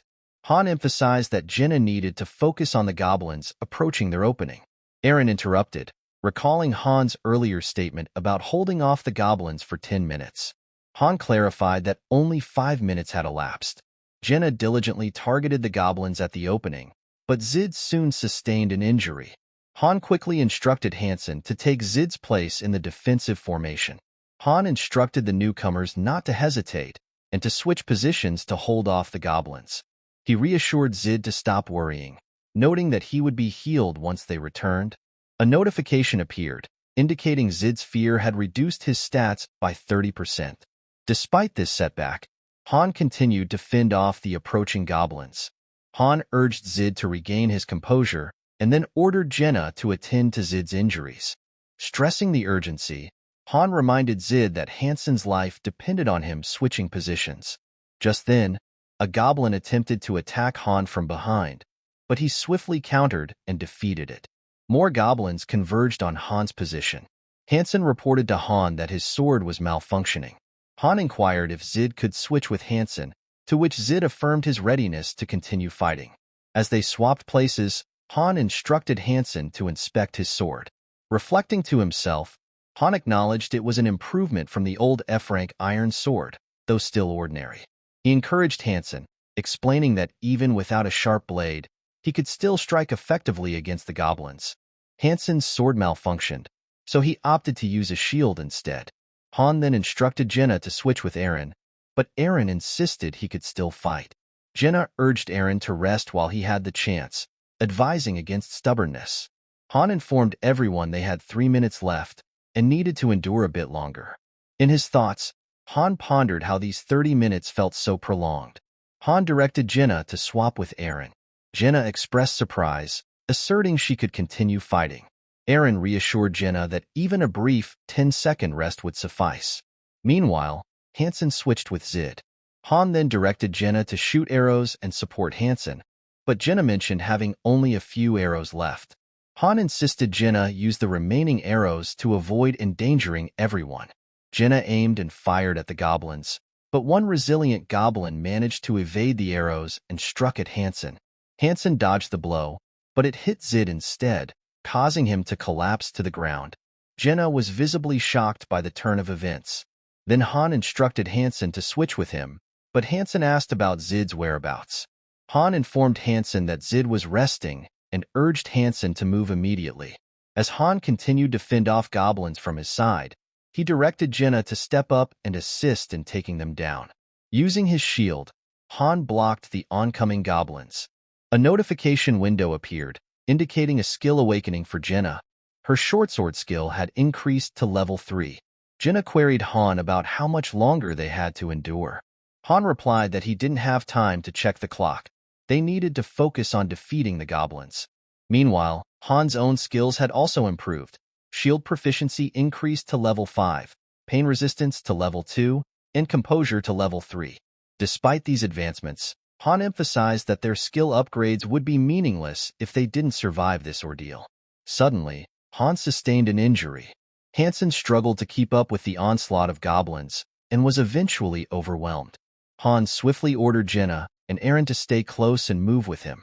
Jenna, still concerned about Zid and Hansen, hesitated.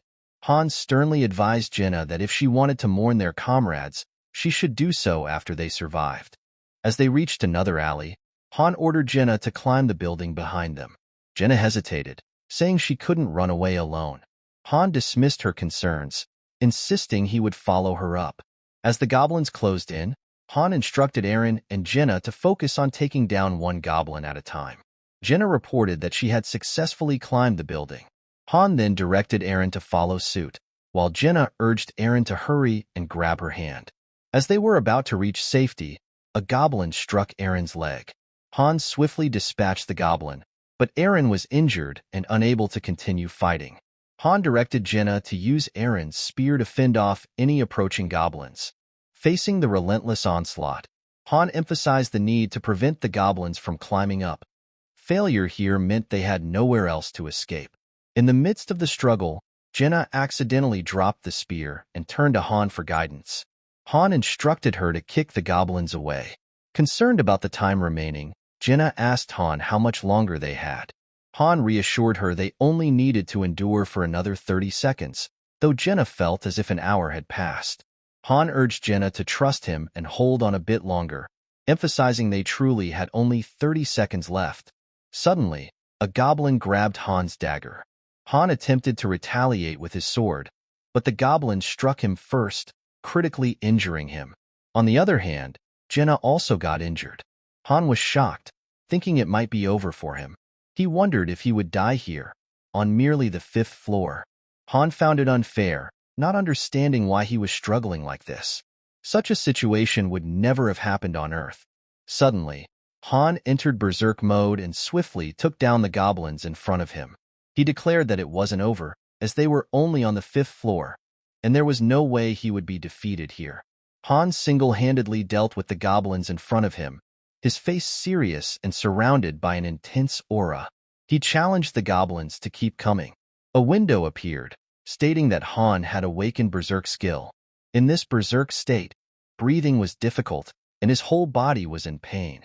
Despite this, Han continued fighting the goblins, determined not to fall until every last one was defeated. However, as Han struck at the goblins with his sword, it broke. Undeterred, he charged at them with his half-broken sword. Then, as the timer hit 0, all the goblins stopped moving, and we see that the goblin was about to strike at Han. Jenna was stunned to see this unfold. Then the stage-clear window appeared, declaring Han as the MVP, and they received their rewards. Shortly after, they were teleported back. Another window appeared, stating that the Master had cleared the 5th floor and unlocked the daily dungeon. The Master was advised to gather materials and strengthen heroes in the waiting room. Han, Jenna, and Eren felt relieved that they had successfully cleared the 5th floor. Jenna started to cry in relief. She asked Han for a hand, and he helped her up. Jenna questioned whether they had survived, and Han reassured her that they did. Han observed that the waiting room indicator was rising, indicating they had cleared the 5th floor. Jenna remarked on how difficult it had been on the 5th floor already. Han explained that this time was unique. It was systematized so that if one of them failed to fulfill their role, they would all perish. He regretted not having trained Zid and Hansen more, realizing it wouldn't have been as difficult to survive if the party had been better prepared. They were unlucky to face such a challenge at their weakest state. Jenna looked saddened upon hearing this. As they returned, Dyke greeted them and mentioned that Big Sister Chloe had prepared some delicious food. Dyke then asked if Zid and Hansen were still in the portal. Han informed Dyke that both had died. Dyke was shocked to hear this news.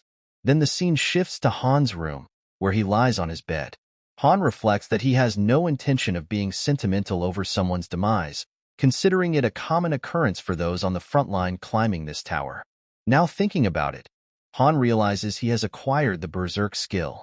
He knows that composure and berserk cannot coexist. It's a 100% error. Composure helps him hold onto his sanity, while berserk sacrifices sanity for increased power. Han suspects it may be related to being both a master and a hero, but he pushes these thoughts aside for today. Tomorrow will bring busy tasks, so today he should rest. The scene then shifts to the next day at the training ground, where Jenna is training diligently. Han asks Jenna why she's always later than him, suggesting she sleeps late. Han inquires if something happened. Jenna confides that she doesn't want to be taken down. Han privately notes that Jenna gained some skills through combat yesterday and acknowledges her talent and effort. Compared to Jenna, Eren went through all that trouble and wasn't able to gain a single skill. Han's growth is limited to 5, which is expected for a 3-star. Now at level 9, Han considers that reaching level 10 soon, the maximum for a 1-star, means it's time to aim for advancement to 2-star. Jenna, impressed by Han's abs, teasingly tells him to move away. Sulking, Jenna comments that his abs won't disappear. Han calmly puts his shirt back on, inwardly noting that the more he sees Jenna, the less he believes her. He finds it hard to believe Jenna is acting like this after their recent experiences. Jenna speculates that Eren may not be coming today. Han advises Jenna to leave Eren alone, guessing he's sulking in his room after losing his close friends. Jenna reflects on the importance of waking up early to train. Han agrees, mentioning that Daika was the same, passionate about training unlike those who only half-heartedly swing their swords to avoid being synthesized when the master logs on. Han tells Jenna that Aide and Hansen also had potential, and they would have been useful if he had helped them train a little more. He reflects that those who train half-heartedly should have been the ones taken down yesterday. Jenna agrees to resume their training. Eren enters and apologizes for being late. Jenna notices his expression and asks what's wrong. Eren regrets not being stronger, feeling responsible for Zid and Hansen's deaths. Han bluntly tells Eren that their deaths were due to their weakness. End of story. It's been a month since Han arrived in this world, which translates to just over 10 days in Earth time. During this period, Han observed the Master's login patterns. He deduced that the time dilation between the waiting room and Earth is about a factor of 3. The Master logs in 3 times a day, morning, noon, and afternoon. Han notes that during combat stages, time flows at real-time speed. If the time dilation also applied there, what felt like 30 minutes would actually be an hour and a half. Isol encourages everyone to strive to be as excellent as Han. As expected of the Master of Masters, succeeding in a survival mission on the 5th floor using only low-rank weapons is quite an accomplishment. Jenna asks Han why Isol is acting that way, but Han cryptically tells her it's a trade secret.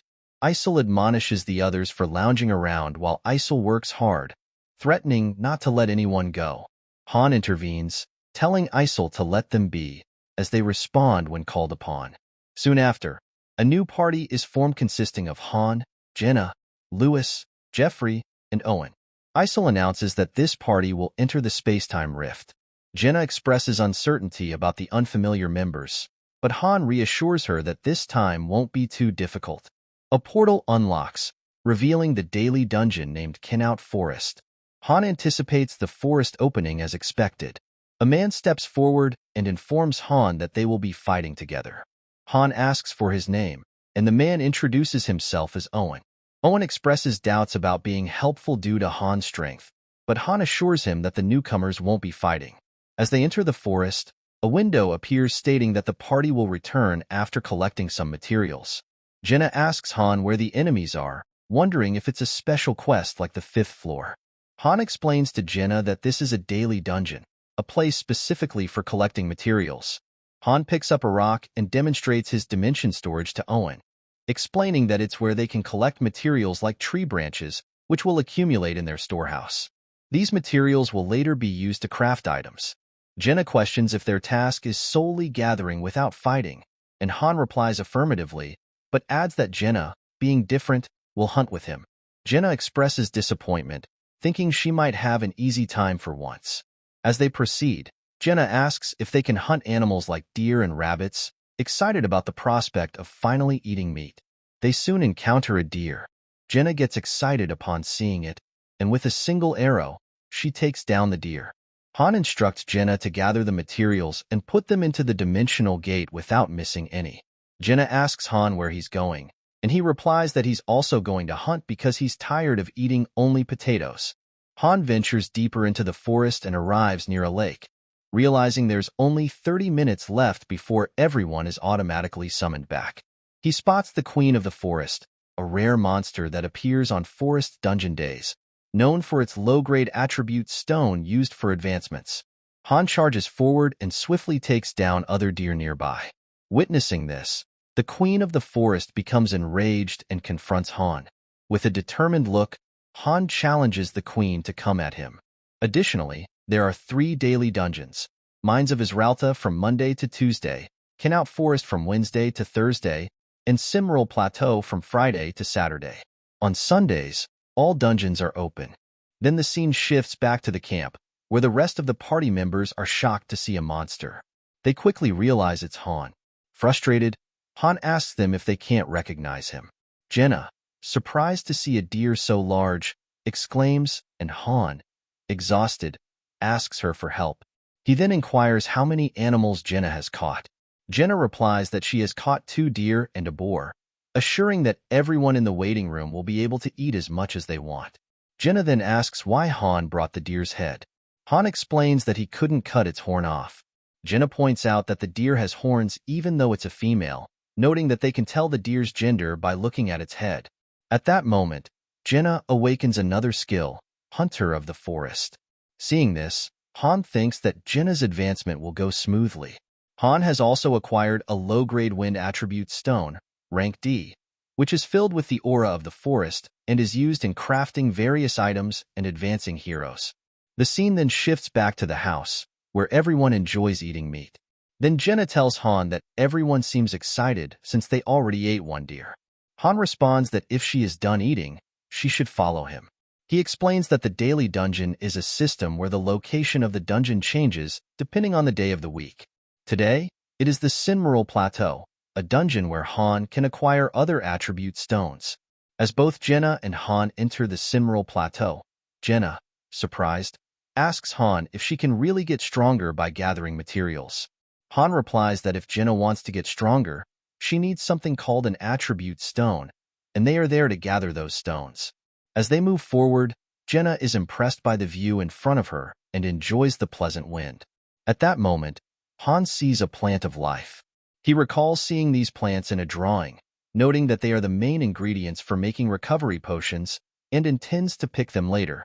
As they both proceed, they take down a giant wolf together. Jenna is happy and states that they had no trouble dealing with the wolf. Then Han tells Jenna to hurry up as other wolves might come. We see Han has acquired another low-grade wind attribute stone, rank D. Jenna comments that it is peaceful here and wishes it could always be like this, hunting, gathering plants, and having good food and a place to sleep. She adds that it would be a paradise if the master wasn't there. Surprised, Han reflects that he was a former master as well. Jenna expresses her hope that the master never returns. Hearing this, Han wonders if the guys in Niflheim also thought it would be better if the master didn't come. He then asks Jenna if she doesn't want to fight, reminding her that fighting on the front line isn't everything, and she doesn't need to worry about being synthesized. Jenna then asks if Han is going to give her another place. Han replies that if the situation improves, there is nothing he can't do. Jenna then asks Han why he is not taking on other roles, and hearing this, Han couldn't help but smile. Then the scene shifts to a few days later. The party has reached Floor 6, and the quest type is Exploration. Their objective is to investigate an unknown location, and Daika has also joined Party 1. Daika states that he is looking forward to working with Han and the others. Aaron notes that it seems they are not doing a daily dungeon today. Han explains that it's another quest that rarely appears. Aaron informs Han that he doesn't see any enemies and wonders if it could be the same as the 5th floor. Han tells Aaron not to raise his voice and orders everyone to keep their heads down and stay low. Hearing this, the trio lies on the ground. Frustrated, Han states that he told them to stay low, not lie down. Han then tells everyone that it seems clear, and they will succeed if they just fulfill the conditions. They see 3 goblins together, and Eren asks Han if they should kill them. Han points out that one of the goblins has a blowhorn, which means they have allies they can call for help. Jenna goes up to a tree and tries to look around. Han inquires if she can see anything.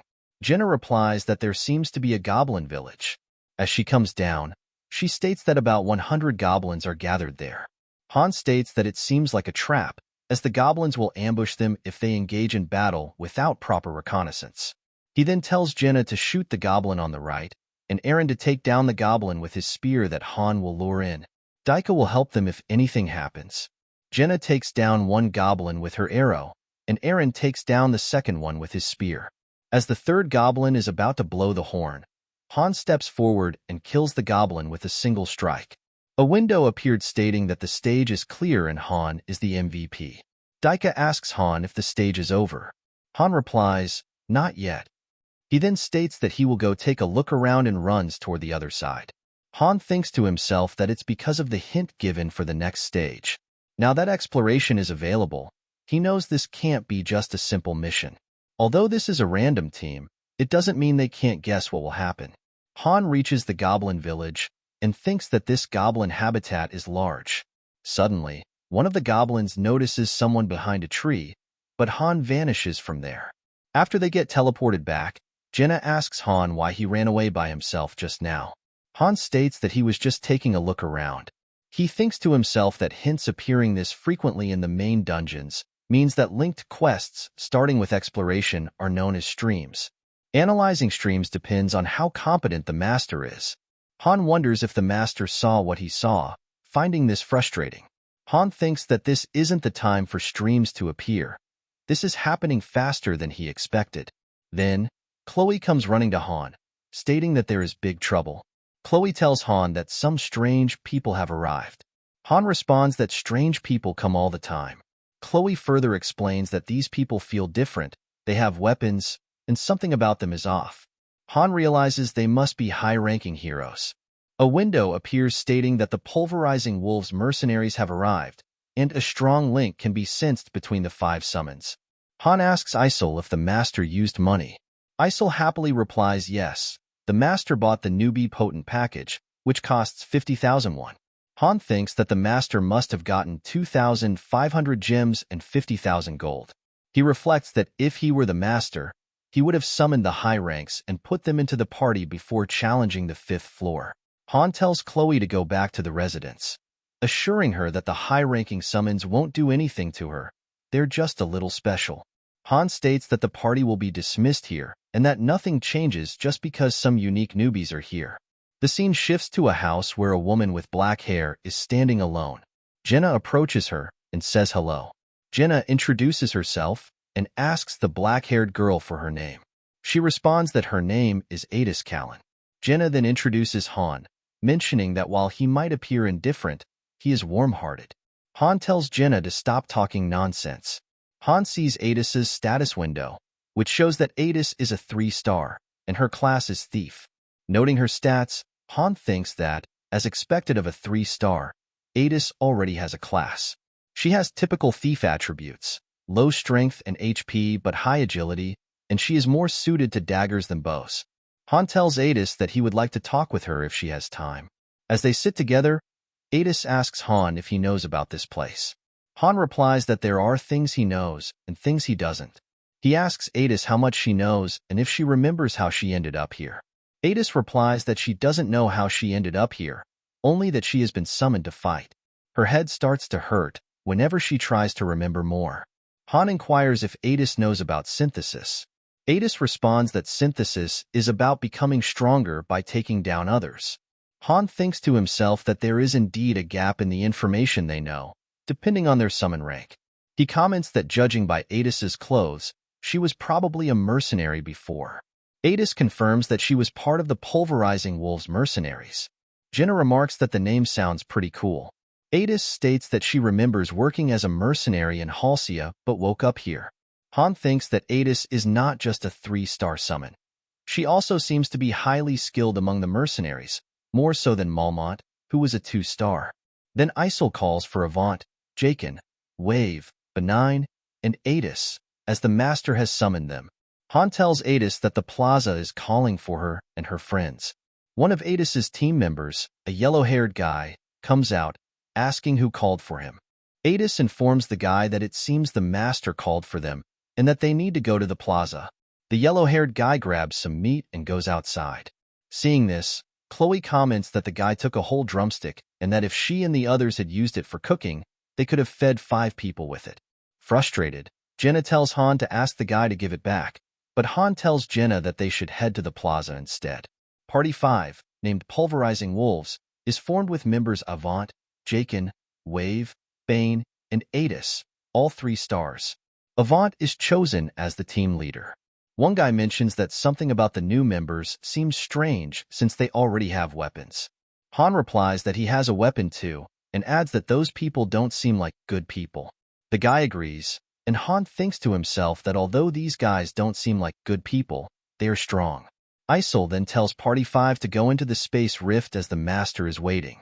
Han asks Jenna what she thinks about the new group. Jenna replies that Adis seems kind, but she is uncertain about the rest. Han then asks the guy what he wants Han to do, specifically if he should protect them. The guy responds that it would be great if Han could do that. Han questions why he should provide protection for free. The guy tells Han that he is strong and capable of protecting them.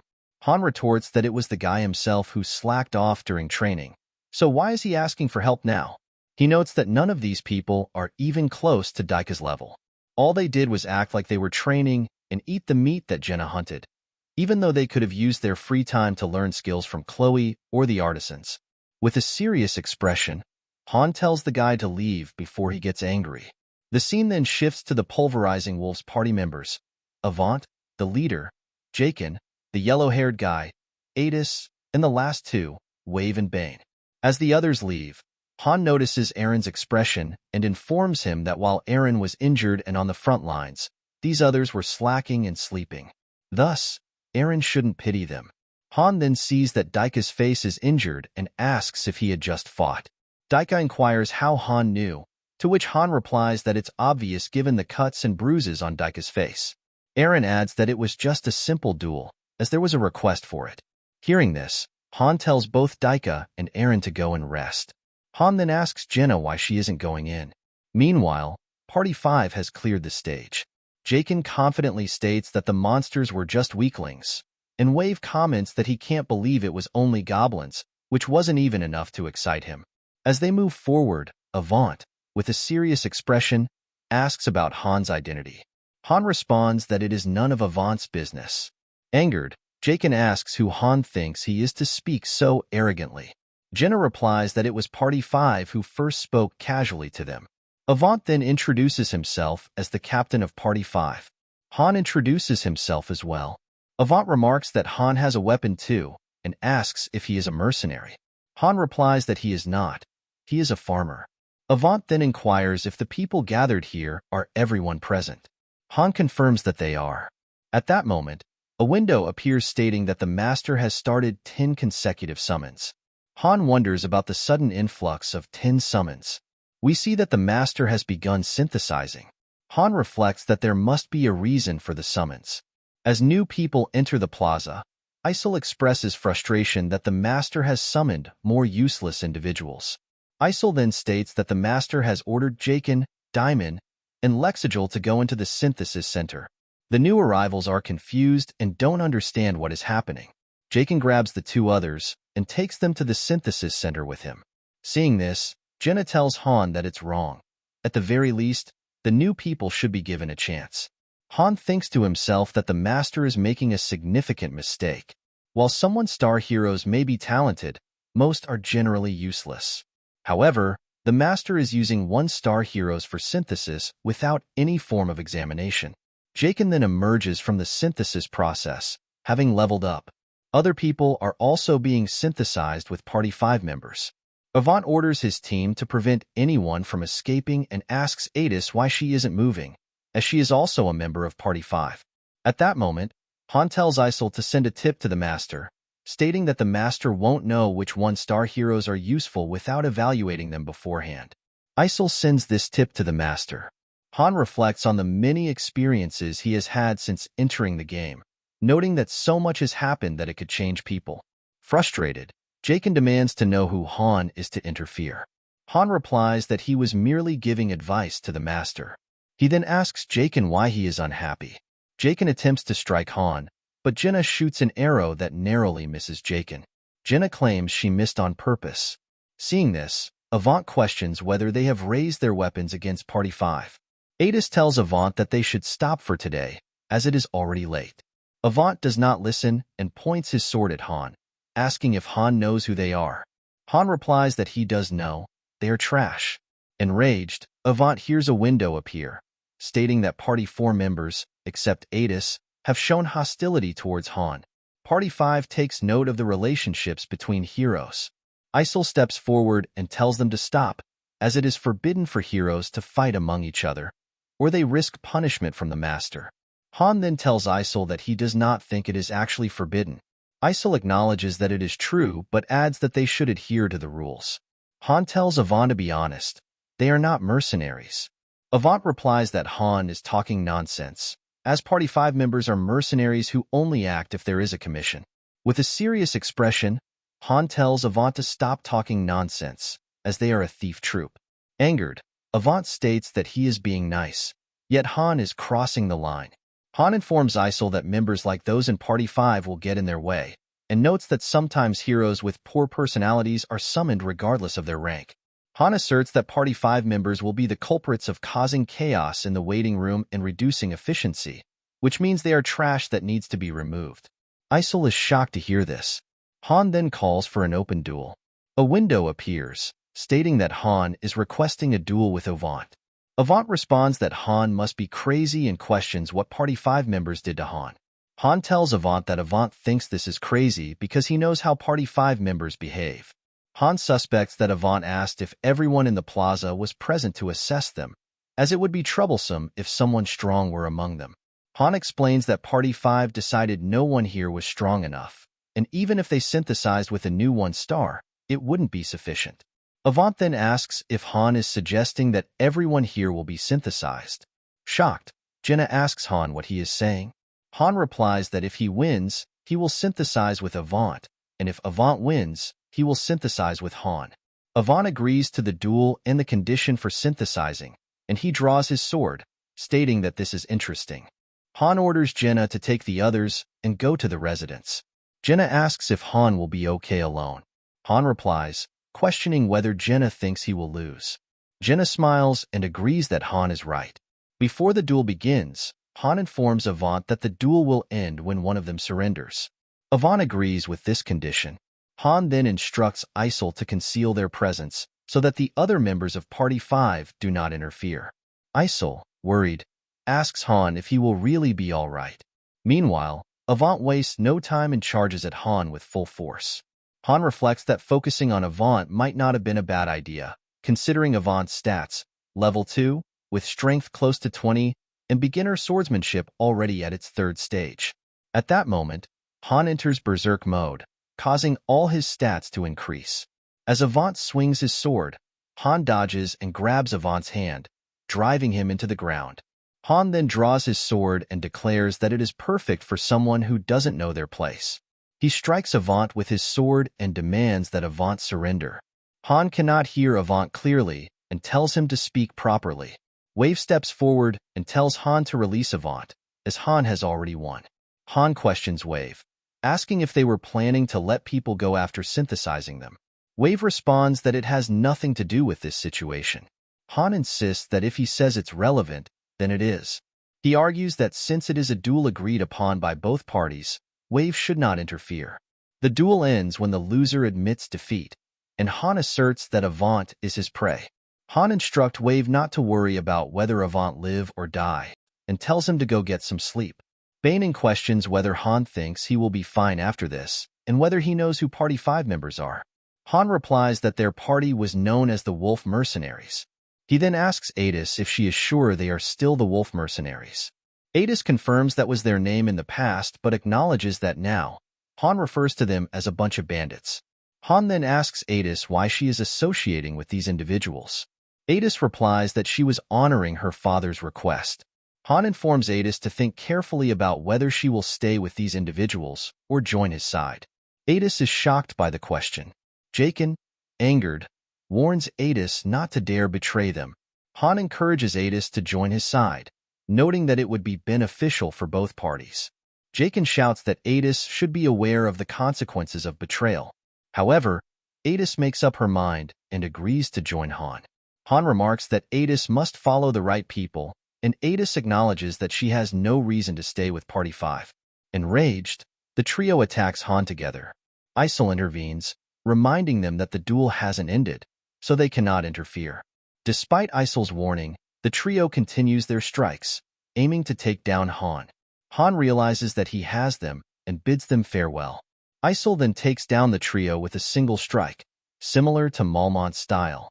Avant, seeing the situation, declares his surrender. At that moment, Han releases his berserk mode and reflects on the severe headache he has, considering it might be a side effect of going berserk. Han thinks he will need to refrain from using berserk mode unless it's a real fight. A window appears, stating that Han has defeated Avant in the duel and that Avant will be synthesized. Isol informs Han that the Master keeps touching the screen. Han replies that if the Master wanted to cancel the synthesis, they shouldn't have allowed the duel in the first place. It seems the Master might not even be aware that the dueling system existed. Han levels up, and his beginner sword and shield skills, as well as his pain-resistant skill, increase. Han notes that it's not a bad feeling. Isol, worried, asks what they should do, given that the Master might fold after losing the first summoned premium heroes without properly assessing them. Han responds that if the Master did that, it would be like folding to Han. After Han synthesizes with a 4-star hero, a window appears stating that the hero has reached the level limit, and if the Master wishes to continue leveling up, they should raise the hero's rank. Han reflects that it's unfortunate, considering how the Master summoned 10 free heroes merely for the purpose of synthesis. The Master must have been greatly looking forward to this, but everything went sideways. Han thinks that if these types of individuals keep appearing, the waiting room will struggle to operate efficiently, and the Master will eventually appreciate Han's actions. Han is now at level 10 and is approaching 3-star status through synthesizing. Han has earned MVP in almost every battle. Han reflects that if the Master is foolish enough to continue challenging him in this scenario, climbing the tower would become impossible. Han wonders what the Master will do next and feels that if the Master is going to confront him, he should bring his best effort. The scene shifts to the next day, where everyone has gathered to thank Han. Daika happily states that Han is amazing. Han, frustrated, asks Jenna if she was responsible for this and tells her not to say anything unnecessary. However, the crowd and others express their gratitude, stating that they heard Han was the one who took down those who threatened them. They are pleased that Han dealt with the situation for them. Han tells them that they might be misunderstanding something. The crowd replies that they already know but still want to thank Han, as they survived thanks to him. Han explains that the people he saved were just newcomers and had no relation to those who were already here. The crowd asks what Han means, and Han replies that the Master is completely enraged. At that moment, Isol calls out Lewis, Jeffrey, Owen, Andio, Arnold, and even Duncan. These 6 people come out into the plaza. Han notes that this person is quick to read the situation, which is why he was able to act so promptly. The guy tells everyone to calm down, explaining that they will be hunting goblins as usual. Jenna points out that if it were the standard party formation, the Master would only call 5 people, but 6 have been summoned. She wonders what this is for. Han replies that it must be for synthesis. The crowd is shocked to hear this, and the leader of the group asks Han what he means, insisting they did their utmost best. Han asks Eren and Daika if, from their perspective, these people really worked that hard. Both Eren and Daika, who spent all day at the training grounds working diligently, question what these individuals did. Han then asks Jenna if they ever provided proper assistance during her hunts. Jenna replies that the group only carried the meat and leather from her hunts. At that moment, a bald man steps forward to confront Han, but Han quickly takes him down with a single kick. Isol then arrives and tells everyone whose names were called to step forward, reminding them that just because Isol forgave them once doesn't mean they are exempt from the consequences. They stopped responding to Isil's commands, leaving everyone stunned. Jenna asks Han who the master will be synthesizing these people with. Han replies that it will probably be Adis, as Adis was just summoned and is at a low level, making it the right choice. Han's assessment proves accurate when these people are synthesized with Adis, increasing her level and granting her a new skill called Disarm Trap. Han tells the crowd that it doesn't matter who they were before coming to this place. He emphasizes that people shouldn't expect to rely on others and that no one will protect them. To survive, they must prove their worth. Everyone is shocked by this statement. Han then orders Chloe, Enoch, Walter, and Patrick to teach anyone who is interested in their craft. Walter notes that blacksmithing is not something easily learned. Han responds that if they have the will, they will be able to learn on their own. He adds that if they engage in a fight with Walter, they should come to him. Han instructs that if anyone wants to learn hunting, they should train with Jenna, and if they wish to learn woodworking, they should go to Enoch. There are always paths to survival, and these new individuals have yet to contribute meaningfully. Jenna comments on Han's politeness, noting that he has taught everyone a method of survival. Han reflects that Jenna's assessment is correct. If these people follow his guidance, they won't be synthesized, but even if it weren't today, they would have eventually been dealt with. As the 10th floor approaches, a second party will become necessary, one that is powerful enough to rival the main party, rather than just a nominal subgroup. The scene shifts to the next morning, where Chloe greets Han. Han inquires about the item in Chloe's hand, and Chloe explains that it is bread. A new woman, who claimed to be a baker, made it. Han remarks that he doesn't recall bread being a readily available item in the cafeteria. Chloe replies that she made it by grinding potatoes into powder. Han acknowledges that increasing food options will help reduce the stress in the waiting room. He suggests that there should be wheat in the daily dungeon, the Sinmeral Plateau, so they can obtain it themselves. Han then goes to Adis's room and instructs her to follow him to the training grounds. Upon arriving, Han orders Jenna to spar with Adis using daggers. Jenna protests, noting that her primary weapon is a bow, but Han tells her to stop complaining. Without further delay, Jenna charges at Adis with her dagger at incredible speed. Adis struggles to dodge Jenna's strikes and is surprised by the strength of someone so young. Jenna responds that she is not a child but is old enough, and she almost hits Adis. Adis then becomes serious, and the sparring continues. After a few moments, Adis is defeated. Adis asks Jenna if she and Han were mercenaries or if Jenna was part of a famous martial arts clan. Jenna replies that she is neither. She is just the average daughter of an average hunter. Initially, both Han and Jenna were not as strong as they are now. They were probably much weaker than Adis. However, through rigorous training here, they have become significantly stronger. Han remarks that if the party 5 members had worked as diligently as they should have, he might also be in trouble. Although Adis may be weaker than both Han and Jenna at present, her superior skills and growth rate, compared to other one-star heroes, will enable her to rapidly close the gap as she levels up. On the other hand, Eren exclaims that it is unfair. Despite his hard work, he cannot catch up to Jenna and Han. Regardless, Han advises Adis that she can grow stronger based on her effort and should not slack off in her training, irrespective of her past. Adis acknowledges this and assures Han that she will keep his advice in mind. The scene shifts to the following day, where more people have begun training with Eren. Han reflects that this increase in activity might be a result of the mass synthesizing that occurred the previous day. Although there are more people present, the numbers are still relatively modest. Han notes that if individuals wish to avoid being synthesized, they must enhance their own value. However, the number of slots available at each facility is limited to 2 supporters, meaning the rest will likely face synthesis. Han observes a man training and approaches him to inquire about his name. The man introduces himself as Erzher and mentions that he has heard about the Master and the purpose of their summoning. He also recalls Han's comments from the previous day. Han compliments Erzher's form and asks what he did before arriving here. Erzher explains that he was a porter for a mercenary group, handling tasks such as carrying luggage, standing guard, and setting up camp. Han notes that Erzher seems capable of fighting, to which Erzher responds that he aspires to be a mercenary. Han instructs Erzher to raise his sword. Han wanted to determine if Erzher had the potential to become a mercenary. That night marked the beginning of thinning out the newcomers. The master showed no regard for their preference for supporter roles. Aaron volunteered to participate but was not accepted. Consequently, 2 individuals died, and 2 others were synthesized. Erzer underwent synthesis and advanced to level 3. As usual, the remaining individuals proceeded to the daily dungeon. The mine, where the fire attribute stone could be obtained, remained closed. At dawn the next day, Han summoned everyone to the training grounds. Jenna asked Han why they were called so early, noting that she was still sleepy. Han inquired if anyone knew the reason for the early meeting. After a moment of thought, Daika suggested it was to select party members. Jenna questioned whether it wasn't the master who made these decisions.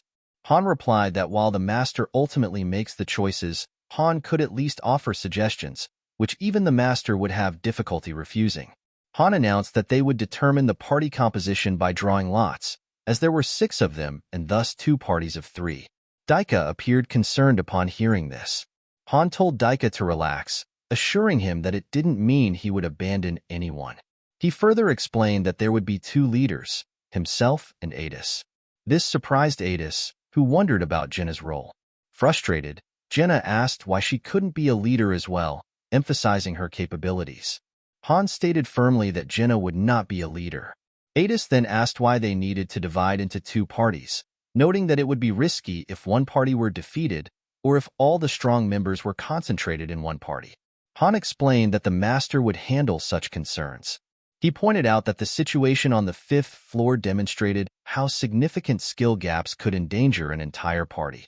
Zid and Hansen had struggled, putting the whole team at risk.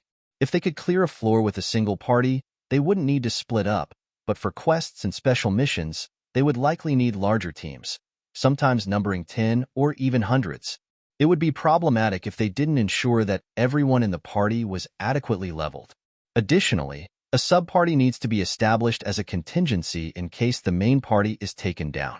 Han reflected that he had previously selected members randomly, but there are rules regarding paid summoning.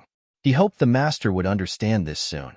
Han then took out 2 pieces of colored paper, explaining that red would go with him and blue would go with Adis. He emphasized that there was no need to be either happy or disappointed, as whether they were with him or Adis would make no difference. Han instructed everyone to draw a paper. Aaron and Jenna drew red papers, meaning they would be on Han's team, so there was no need to check the remaining papers. Noticing Daika and Ursher's expressions, Adis commented that it seemed they didn't fully trust her. Daika responded that it wasn't the case, and Adis reassured him that, as she had only recently arrived and had limited battle experience, she understood their concerns. Han thought to himself that, objectively, the power difference was significant, but it couldn't be helped. He warned Adis that if she couldn't keep up with his team, she would be left behind. Adis agreed with a simple acknowledgement. As she observed people being synthesized yesterday, Adis was determined not to lose. The teams were then organized into Party 1 and Party 2. The scene shifts to Floor 7, where Party 1 is tasked with eliminating all goblins. Aaron expresses relief, noting that the task seems manageable. Han instructs Aaron and Jenna to stay behind and watch, as he will handle all the goblins himself. As the goblins charge at Han, he enters berserk mode and methodically takes them down one by one. With only 1 goblin remaining, Jenna asks if she should finish it off. Han considers that this quest might be part of a chain quest and decides they should not clear it immediately. He tells Jenna to leave the last goblin, as it poses no threat with only 1 remaining, and they should start their search. The unique features they encounter are rain, a river, and a collapsed dam. Party 1 successfully clears the stage, with Han being named MVP. As they return, Jenna asks Han if they can rest now that the day's work is complete. Han replies that Jenna can do whatever she wants and then asks Aaron about his plans. Aaron mentions he was considering going to the training grounds. Han advises Aaron not to overdo it, as he might injure himself.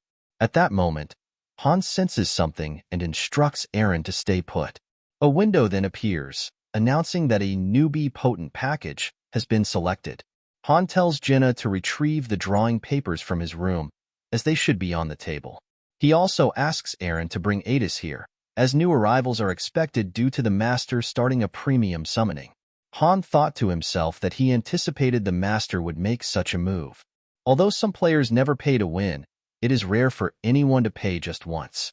When players first start the game, they tend to stay and enjoy it, captivated by watching high-level AI grant heroes autonomy and fascinated by their reactions during stage clears or synthesis. New players find it interesting to see heroes' responses, the fun of supporting them, giving orders, developing strategies, and engaging in PvP. As players climb the tower and upgrade the waiting room, the content increases and heroes' behavior evolves. 2 premium summons then appear through the door. Both are rare 3-star heroes, Ivalka and Roderick. Roderick inquires about the presence of the other people, while Ivalka, confused and unfamiliar with her surroundings, trips on her dress and falls to the ground. At that moment, Jenna enters, bringing the drawing papers. Seeing Ivalka on the ground, Jenna asks Han what she is doing there. Han tells Jenna not to worry about it, as Ivalka will get up when she needs to. Han notes that he doesn't quite understand Ivalka's outfit. Adis informs Han that Ivalka is a noble. Adis adds that, after spending a long time as a mercenary, she finds Ivalka to be an immature lady and is uncertain how Ivalka ended up here. Ivalka, hearing this, becomes embarrassed.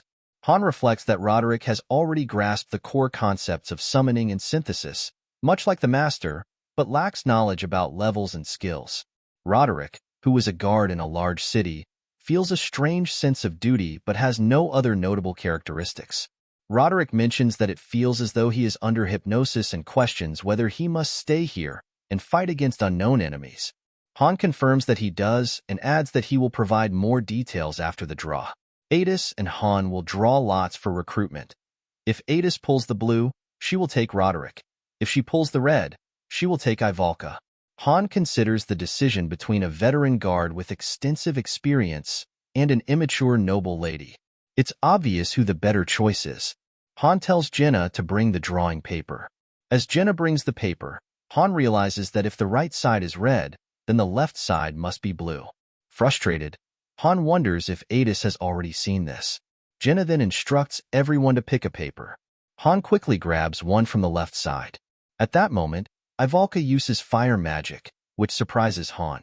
It turns out that both Adis and Han have picked blue papers. Han tells Adis to let go, and Adis reciprocates. Han asks Ivalka if she is a magician, and it is confirmed that Ivalka is indeed a magician with an intermediate flame magic skill. Adis suggests that Han should be a nice guy and yield, as having a magician in her party would perfect their balance. Han replies that it's unfortunate, as he doesn't know what being nice means. Meanwhile, Jenna is impressed by the display of magic. Han reflects that while warriors and thieves in Pick Me Up can be advanced to 1 star through proper training, magicians are different. They are rare individuals who can only be acquired through paid summons, and their chances of appearing are significantly lower. Confused, Ivalka asks what both Han and Isel are doing, expressing her dislike for the situation. Jenna then realizes that both Han and Adis peeked at the papers, which she considers cheating. Jenna steps forward and states that they need to pick the papers based on luck, as is proper in such situations.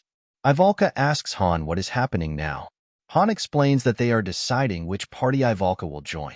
He further comments that, compared to Roderick, Ivalka is slower to grasp the situation.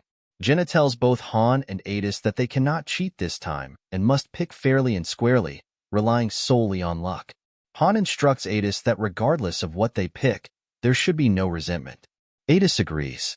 As both Han and Adis pick their papers, it is revealed that Han has drawn the red paper, meaning Ivalka will join Han's party. Meanwhile, Isel is seen taking someone for the synthesis process. The man asks Han if he didn't say that hard work would prevent synthesis. Isel tells Ivalka to come over as well. Han responds that those who couldn't even learn support skills are at risk of synthesis. Ivalka is synthesized and levels up.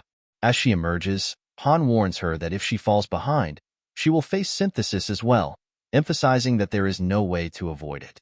To survive, they must all try harder. Han then tells Roderick that he is next. Roderick is subsequently synthesized and levels up. The space rift opens, and Han notes that the Master is likely assessing the new members. Party 2 prepares to enter the rift. Adis instructs Roderick to follow her, as he will play a key role in this battle. As Party 2 enters the rift, Han asks Ivalka which spells she can use. Ivalka responds, questioning why Han is asking this. Han insists that she answer the question, stressing that if Ivalka does not want to fight, she must still provide the information. Ivalka is confused about why she has to fight in an unknown place, and without understanding the purpose. Han informs Ivalka that a reason is not necessary. If she does not fight, she risks being synthesized. With a serious expression, Han reiterates his question. How many spells can Ivalka use? Ivalka replies that she can use fire magic, with her highest ability being third circle magic. Han acknowledges this and then asks if Ivalka can cast any other spells, such as teleportation or other support-type magic. Ivalka responds that the kind of magic Han is referring to is typically learned by third circle mages, like herself. Han then suggests that this implies she can use other types of magic as well. Irritated, Ivalka asks if Han has a complaint. With confidence, she tells Han that he will be surprised by her fire magic, to the point where he might even fall over. Observing Ivalka's attitude, Han thinks it's unfortunate that her skills may not match her arrogance. He considers that a defense system is more versatile than an attack system, and explains that he asked Ivalka because, even though she doesn't have a skill window, there's still a possibility she might awaken new abilities. However, it doesn't seem likely at the moment. Regardless, a mage is still a mage. Han then reminds Ivalka that from now on, she will be joining his party and fighting monsters alongside them. Ivalka replies that she understands, although she doesn't like it. Meanwhile, Adis's party returns after completing their level. Seeing them, Han wonders if they entered a low-tiered floor for a test demonstration, as Adis's expression suggests that Roderick was stronger than she expected. Han then tells his team that it's now their turn, so they should prepare. A notification appears, indicating that Party 1 will now enter the space raft. With a serious expression, Han tells his party, "Let's go." As they enter, Han thinks they will likely proceed to the 4th floor. He suspects the stage on the next floor is probably locked, but the 4th floor, with its mix of harpies and goblins, should be sufficient to test Ivalka's magic. Han needs to determine what type of mage Ivalka is. He then instructs the rest of the team to stand down when the fight begins, as they need to assess Ivalka's magical abilities. Irritated, Ivalka asks Han what nonsense he is talking about. Han then adds that the 4th floor could be conquered by any one of the 3 of them alone, and asks if Ivalka is perhaps lacking confidence due to her low level. Since Ivalka claimed that Han would be surprised and might fall over after seeing her magic, she responds confidently that it's true because she is special. Ivalka then tells Han to get ready to be amazed. As the door opens, Isol urges them to proceed. Upon entering, Han is shocked to find that they are on the 8th floor of the main dungeon. Han immediately tells his party that they are on the 8th floor and instructs everyone to focus and draw their weapons. Jenna, confused, asks Han if he didn't say that the 3 of them would stand down and let Ivalka fight the enemies. Han firmly tells Jenna to stop talking nonsense and stay focused. Han then thinks to himself that whatever is controlling the situation must be upset about what happened last time, and that the master might have deliberately put their party in a difficult position. He also considers that the master might find using the 4th floor as a test too boring. Just then, Jenna notices a building and says that she has seen it before. At that moment, Han quickly instructs everyone to dodge. Ivalka doesn't understand what's happening as arrows come straight toward her, but Han saves her just in time. Han is shocked to see nearly 30 goblin raiders, almost the size of a cavalry. He quickly tells Jenna to shoot an arrow and take one of the goblins down. Meanwhile, Han notices that the terrain is uneven and instructs Aaron to move to the side and attack when the goblins charge. Aaron agrees to do his best. As Han is about to say something to Ivalka, the goblins attack.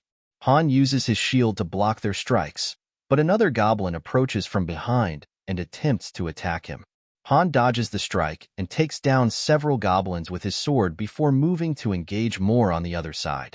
He then notices that Aaron is struggling to deal with the goblins, who are charging at him in unison.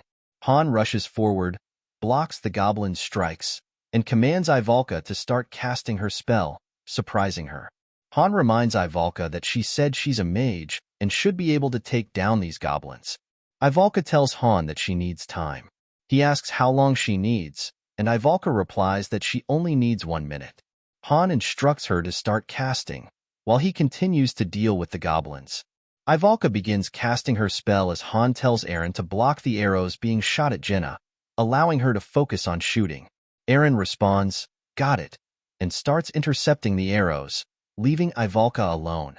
Seeing an opportunity, the goblins rush toward Ivalka to strike, but Han quickly steps in to block them. Han realizes that the goblin's primary target is the mage.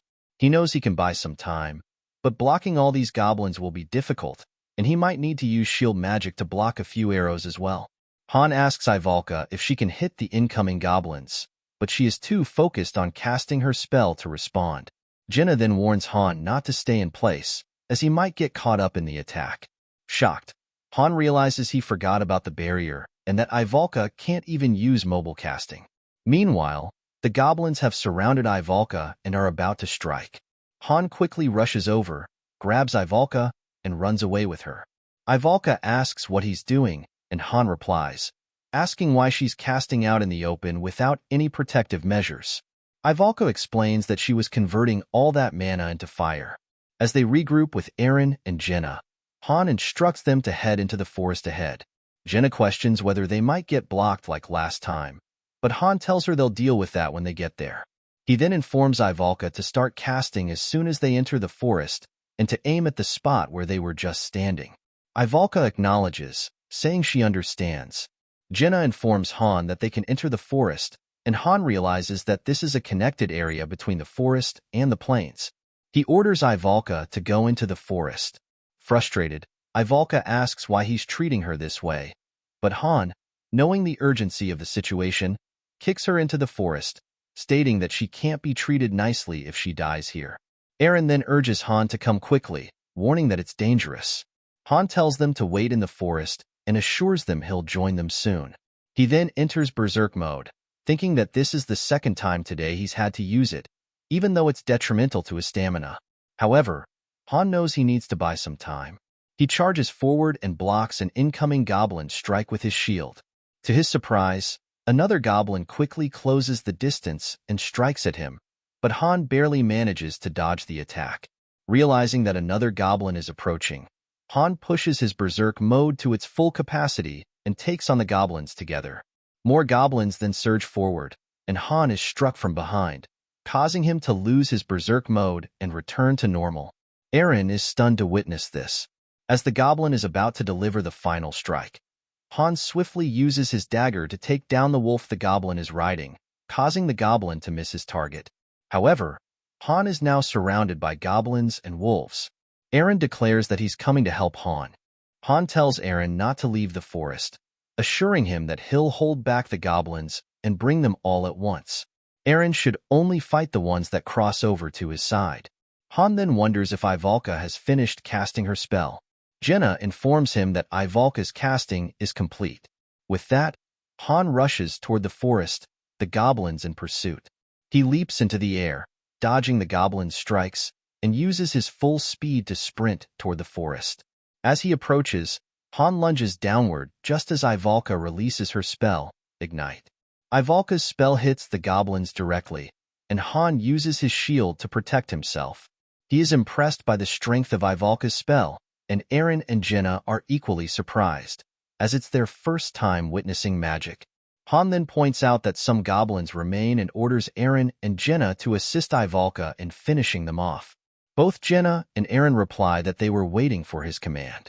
As Han faces the goblins' strikes head-on, he feels the weight of their attacks and realizes he's too tired, which is causing him to be pushed back. Han thinks that if he can't overpower the goblin with strength, he'll rely on his skills instead. He uses his shield to hit the goblin, and Jenna quickly shoots an arrow, taking the goblin down, proudly stating that she's getting really good. On the other side, Eren takes down a wolf, saying that if Han is tired, he'll protect him. Seeing this, Han smiles and remarks that Eren can act confident now. Just then, the remaining goblins charge at them together. Jenna jumps forward, dodges the goblin's strike, and uses her dagger to take it down. However, even as the goblin is defeated, the wolf continues charging straight toward Ivalka. Jenna quickly shoots an arrow, taking down the wolf. She then tells Ivalka to wake up and run, but notices that Ivalka is still casting her spell. Realizing the danger, Jenna informs both Eren and Han to run away, as Ivalka's spell isn't finished yet. As Han and Eren rush towards the forest, Ivalka completes her spell, creating a circle around the goblins and using her ignite spell, which causes a massive explosion, taking down the goblins. Han, shocked and shielding himself, thinks he might be in trouble. After the dust settles, Han looks around to see if it's over, but to his surprise, a few goblins come running toward him. Ivalka then casts her spell once more, causing another huge explosion that takes down all the goblins and leaves a massive crater in the ground. Han is stunned by the scene. A window appears, stating that the stage is clear and that Ivalka is the MVP of this stage. Both Ivalka and Eren have leveled up. As they return to the fortress, Eren is amazed to learn that Ivalka managed to take down more than 20 goblins with a single strike. He now understands the true power of magic. Jenna happily exclaims that it was incredible. Ivalka begins to laugh, noting that she had warned them they would all be amazed by her magic, as she is a witch of the rival countship. Suddenly, Ivalka collapses to the ground. Shocked, Jenna asks if Ivalka is all right.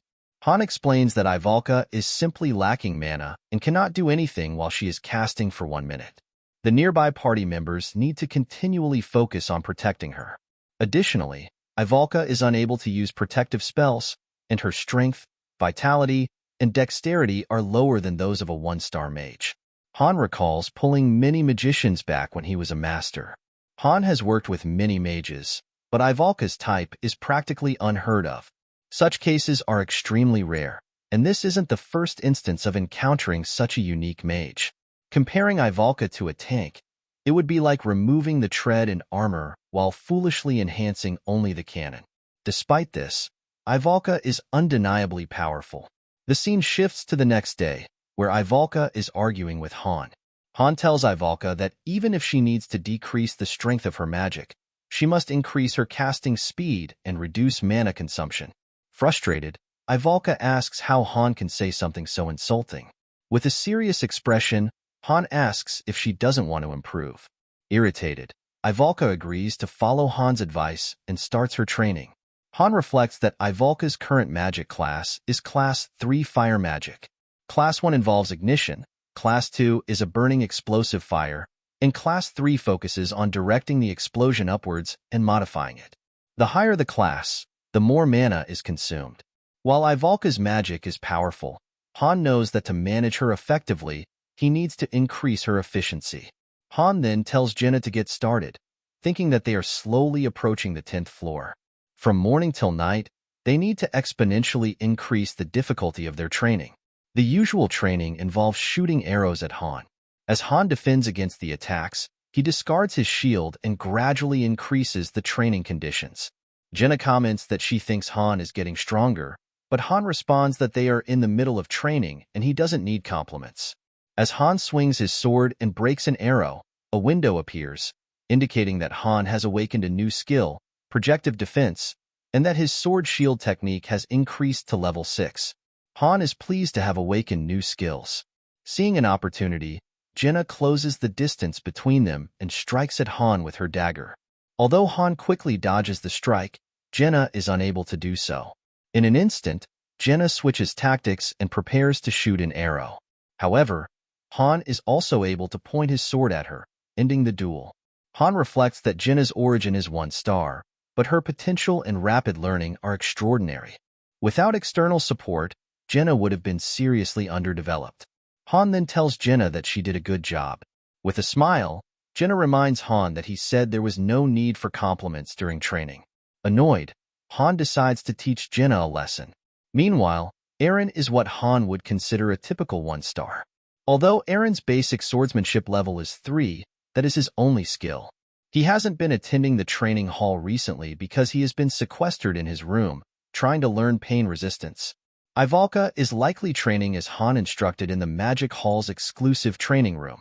Even if she decreases her power, her magic remains formidable. Under normal circumstances, it is best to let Ivalka use Class 1 magic. In the training hall, there are random 1 stars training in the corners, but none are particularly useful. Han struggles to assemble even one complete team, let alone both Party 1 and Party 2 with a maximum of 5 members each. It seems the Master is either unwilling to undertake any synthesis or is perhaps planning to add level 1. The scene then shifts to the next day, where Adis's party returns after entering the 9th floor.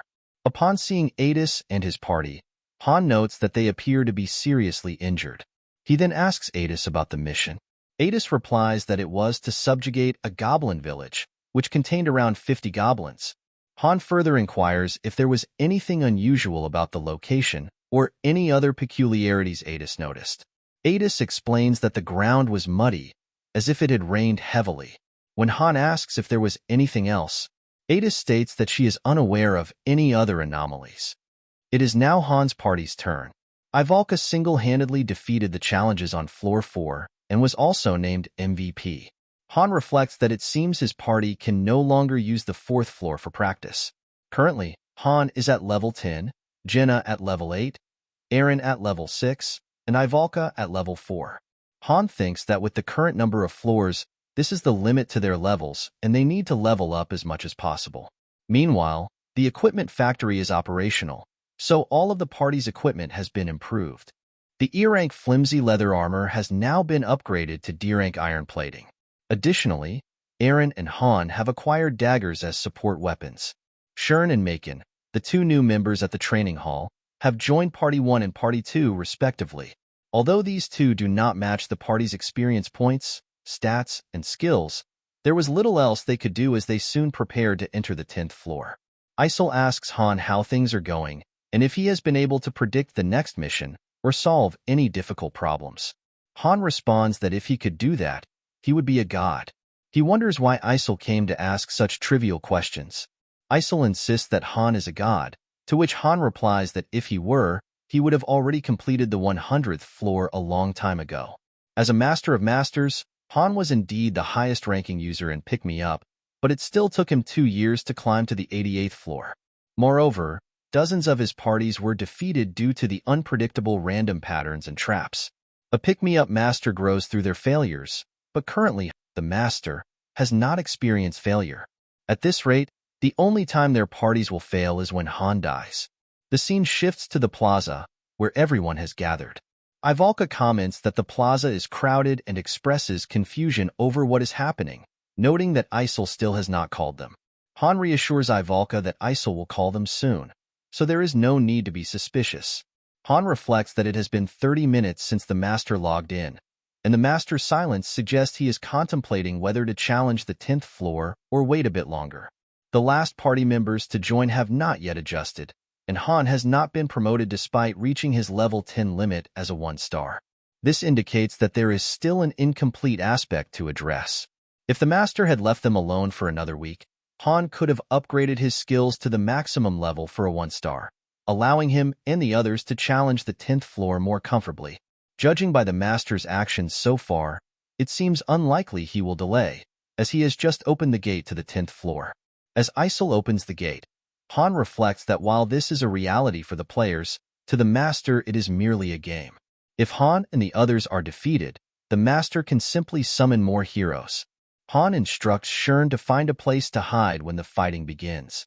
Shern responds that he is capable of fighting as well. Han thinks to himself that Shern's level 1 basic swordsmanship at level 3 will only hinder him in this situation. Had Shern joined the party a week earlier, he might have been more effective.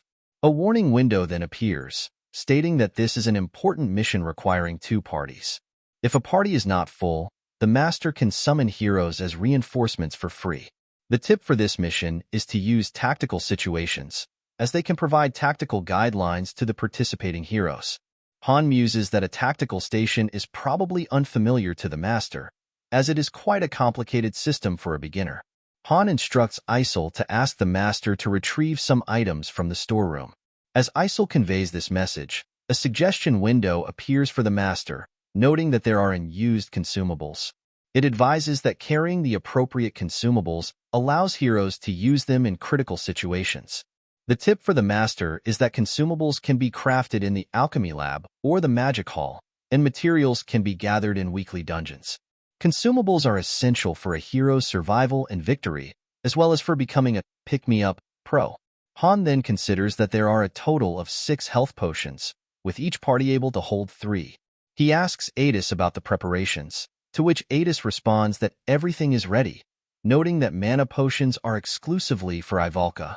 Han further instructs Adis that if their parties are separated into different locations, they must regroup quickly. Adis inquires how this will be achieved, and Han advises her to travel to the center or, if she cannot locate it, to find a high vantage point to survey the area. Angered, Isel instructs Adis and her party members to avoid getting in Han's way, emphasizing that she will be observing. Han tells Isel to stop and reassures her not to worry, promising that he will ensure their success in climbing the tower. Shortly after, everyone is teleported to level 10. There, they encounter a man who, appearing scared and confused, exclaims that he is going to die. Han kicks the man, but to his surprise, the man seems unable to see him. Jenna observes that the man appears to be blind to them. Han speculates that the man might be an NPC, noting that NPCs sometimes appear in missions, though he finds the situation unusual. As Han surveys the surroundings, he remarks that the city looks familiar. Eren agrees, stating that, upon reflection, he has seen this place before. It looks different, but retains a sense of familiarity. Han then realizes that this is the ruined city from the 5th floor, with the only notable difference being that it has not yet fallen. Jenna comments to Han that the timeline seems a bit strange, questioning whether they are going the wrong way. Han responds that it's not the first time the timeline has been unusual and advises Jenna to consider such matters later. The immediate concern is that they have been summoned here and must complete their quest to survive. Han adds that the quest has not yet begun, providing them with some leeway to gather information. He instructs everyone to take 5 minutes to scout the area and report back. They must return within this time frame and regroup, as any late members will be left behind. As everyone disperses, Han finds a building and considers it the best vantage point to assess the battle situation. Accompanied by Macon, who appears frightened, Han surveys the area and notes that the soldiers' morale is already at rock bottom, especially with thousands of goblins located in the forest to the north. Han wonders if those are siege towers, but thankfully, they don't appear to be siege engines. To the east, there are hundreds of goblins and the river they saw on the 7th floor. The goblins are not equipped with any siege equipment. In contrast, the forces gathered outside the castle seem to be all that remain, and the disparity in manpower is at least 10 to 1, if not greater. At a glance, it appears to be a hopeless situation. However, the quest description has not yet been provided. If it turns out to be a survival quest, Han's party's survival chances will improve. Should a survival quest requiring Han to endure for a set amount of time be activated again, they would be able to clear it much more easily than they did on the 5th floor, given the abundance of NPCs that can be used as bait. Additionally, Han's party now includes a magician proficient in area defense. As the Wheel of Fate is about to turn, Han notices that Party 2 has also joined. Suddenly, to Han's shock, a warning appears, indicating a high difficulty level with a 3-ring alert. The quest type for Floor 10 is Defense, requiring the team to prevent the city from falling. Han is frustrated to find that it is not a survival quest but a defense mission.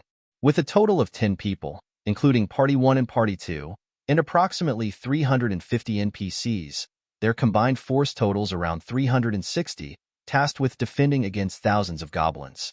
Han instructs everyone to pay close attention. After sharing the information they have gathered, they will discuss the details of the quest objectives and individual roles. Jenna reports that she attempted to communicate with the city's inhabitants but received no response, indicating that while Jenna and the others can see and touch the people, the inhabitants cannot see or hear them. Eren adds that evacuees are congregating at the center of the city. The northern and eastern gates are under attack by goblins, and there are no gates to the south or west, suggesting that there is no escape route. If the outer castle falls to the goblins, the people here will be in grave danger. Adis then asks Han what their specific tasks will be. Han explains that their quest is a defense mission, requiring them to protect the city from enemy invasion. This means they must eliminate the enemies. Adis is shocked by this news, and Roderick suggests retreating to assess the situation and then attacking the enemies from the rear using guerrilla tactics.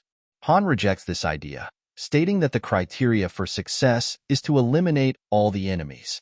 The failure condition is indicated by the glowing boss statue in front of the bell tower. Han believes this is the twin goddess statue, an object typically featured in special quests. He clarifies that this statue is not related to the elimination of goblins. If the statue is destroyed, Han and the others will fail the quest. Roderick, incredulous, remarks that they must both defeat the enemies and defend the statue. Han adds that if they fail the quest, everyone present will perish. Roderick asks Han if escaping the city would change their situation. Han replies that escaping would not help, as failure to complete the quest means death for everyone, without exception. Han reflects that although the condition is indeed outrageous, even seemingly impossible quests can be cleared within the game.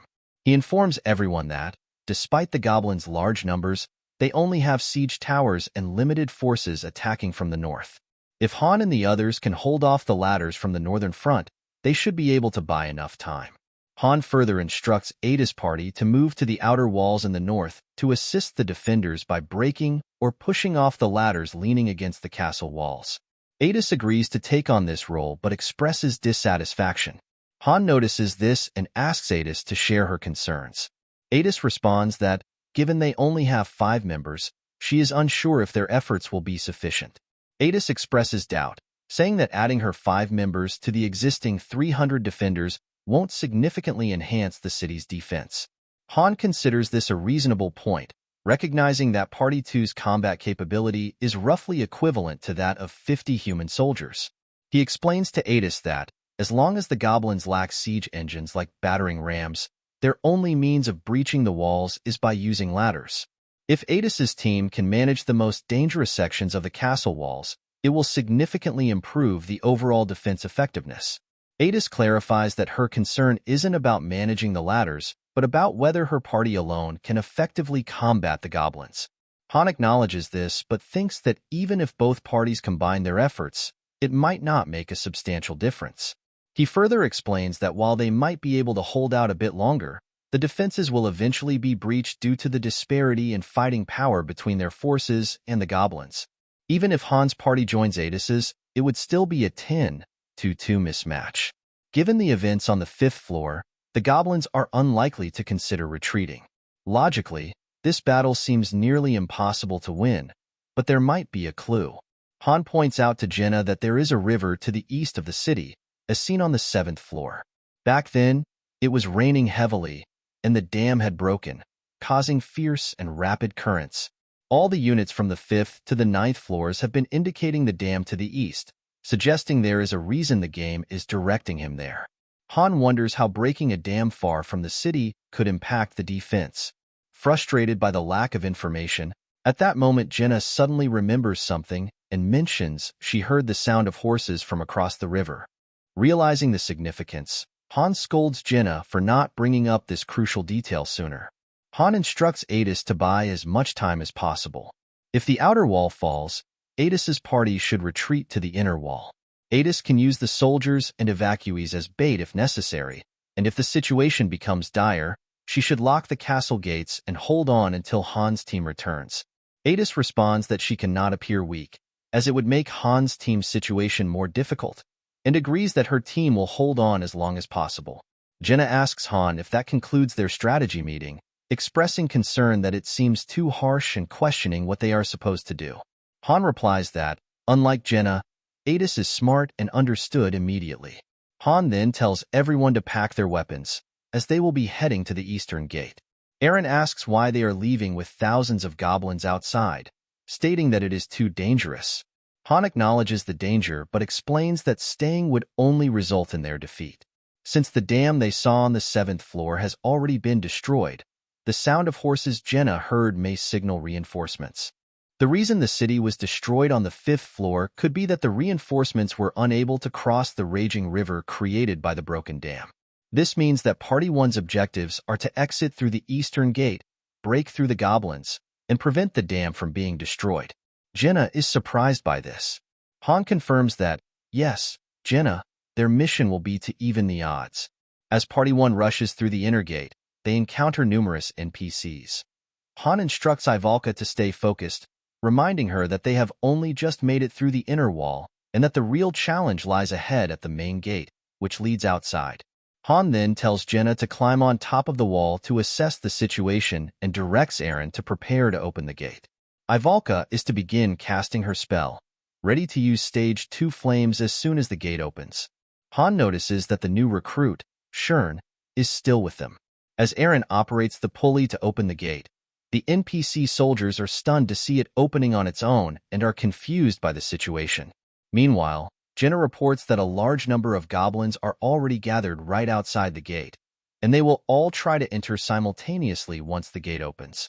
Han instructs Jenna to get down, stating that it doesn't matter, as Ivalka will clear a path with her magic. He also tells Jenna to prevent the soldiers from interfering. On the other hand, the soldiers are confused about what is happening. Jenna ensures that the soldiers do not interfere, while Ivalka completes her spell. As the door begins to open, an arrow flies toward Ivalka, but Han intercepts it and shoots it back at the goblins. Heavy rain starts to fall, and Han wonders if it will extinguish Ivalka's flames. As Eren opens the gates, goblins rush in, and Ivalka unleashes her spell, clearing out the goblins at the front and creating a path. Jenna and Eren also begin to advance. Han instructs Ivalka to drink a potion each time she uses her magic, to which Ivalka responds that she is aware. Han asks if Ivalka can handle this, given that they have barely begun, and Ivalka confidently replies that she can, asserting that she can use magic 100 more times. As Party 1 moves outside the gates, Shern is taken aback by the sheer number of goblins. Han asks Shern if he still intends to join them. Han instructs Shern to go to Adis, who will tell him what to do. If Shern survives the fight, Han will acknowledge him. Shern responds that he understands and rushes inside the gate. Han reflects that the gate is closing again, effectively blocking Party 1's escape route. The only option now is to press forward, and Han is determined to take down any goblins that come their way. Han then orders everyone to take their positions and tells Ivalka to start casting her Stage 1 spell. He notes that it's acceptable if her firepower is weak and advises her to spread the flames to cover as many areas as possible. Ivalka acknowledges the order. The rain intensifies, and Han anticipates that the goblins will pass through the fire to attack them. With 20 seconds remaining until Ivalka completes her spell, Han, Jenna, and Eren position themselves around Ivalka. The countdown begins. 20, 19, 18, 17, 16, 15, 14, 13, 12, 11, 10, 9, 8, 7, 6, 5, 4, 3, 2, and then Han tells Jenna and Eren to change positions. Finally, at 1, Ivalka unleashes her spell, taking down the goblins in front of them and opening up a path. Han instructs everyone to run through. Although the heat from the flames is passing through their leather armor, it is somewhat bearable. Party 1 is fortunate to have Ivalka on their side, but the rain is rapidly extinguishing the fire barricade. The goblins launch another attack. Han orders Ivalka to cast her spell again and directs Eren to support their right flank while he takes care of the front. The trio works tirelessly to hold off the goblins for 20 seconds. Once more, Ivalka's spell clears the path, and Han commands everyone to advance, using the remaining fire as a shield. They will continue this strategy until they reach the river. Eventually, Party 1 finds themselves surrounded by goblins, including a goblin leader among them. The goblin leader orders the goblins to continue their charge as Ivalka uses her spell to take down the advancing goblins. Despite the fire, the goblins persist in pushing through. Han manages to handle the immediate threat but realizes that the goblins' attack pattern has abruptly changed. Despite the ongoing fire magic, the goblins are charging forward with increased ferocity. Han observes that the goblins have a leader who is strategically directing their actions. The leader has exploited a delay in Ivalka's casting, causing the goblins to attack relentlessly. It becomes evident that the goblin commander is intelligent and has seen through their strategy. Although Eren and Jenna are holding their own for now, their situation is precarious. They are surrounded by fire and have limited oxygen, and while fire resistance improves their tolerance, it does not grant immunity.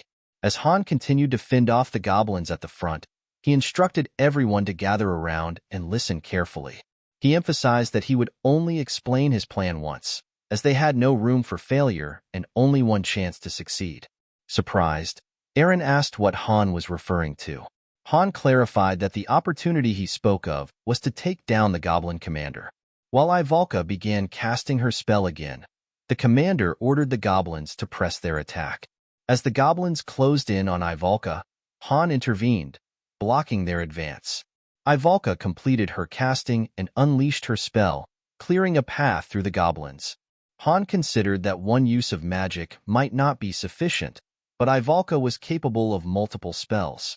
She then employed her level 2 spell, creating an opening for Party 1 to target the commander. With Aaron covering Jenna, she took her shot and struck down the goblin commander with a single arrow. Meanwhile, Ivalka, now exhausted and on the verge of collapsing, was caught by Han. Han told Ivalka to remain silent and rest. He reflected that, while Ivalka's magic was powerful, it alone could not eliminate all the goblins. If the goblins continued to charge Party 1 without giving them time to regroup, they would be overwhelmed. However, the goblins' ultimate goal was not to confront Party 1 but to attack the fortress. Party 2 was merely an obstacle. With their commander defeated, Han wondered whether the goblins would return to their original objective, the fortress, or if they would focus on removing the remaining obstacle. As Party 1 reached the river, everyone was exhausted and barely managed to advance. Han realized that their survival hinged on the defeat of the goblin commander. Had the commander still been alive, Han's plan would have failed, and Party 1 would have been annihilated. He instructed everyone to take a moment to rest and use their health potions, applying them to their injuries. Each member was allowed only one potion. Han noted that the health potions could not be used all at once. He observed that the northern wall was still under siege, and the outer wall remained intact. Han wondered if Adis's party was still pushing through. He also glanced at the dam, realizing that this was just the beginning for his party. At that moment, a large number of goblins appeared, prompting Han to instruct everyone to prepare for battle. Despite the brief rest, Party 1 was surprised to see that the goblins had a new ally, a level 23 ogre. After dividing the roles, Han orders Ivalka to extend a flame wall to block the goblins, with Aaron assigned to protect her. Ivalka expresses concern, noting that while she can block the goblins, the ogre is too large to be stopped by the flame wall. Han instructs Ivalka to focus on dealing with the goblins, assuring her that he will handle the ogre himself. As the ogre strikes at Han with its hammer, Han quickly dodges the blow.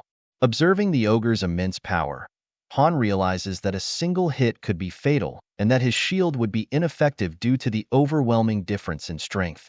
He concludes that his only option is to take his time and wear the ogre down gradually. Meanwhile, Ivalka uses her fire spell to block the goblins, allowing Han to engage the ogre. Jenna then joins the battle, shooting arrows at the ogre from behind.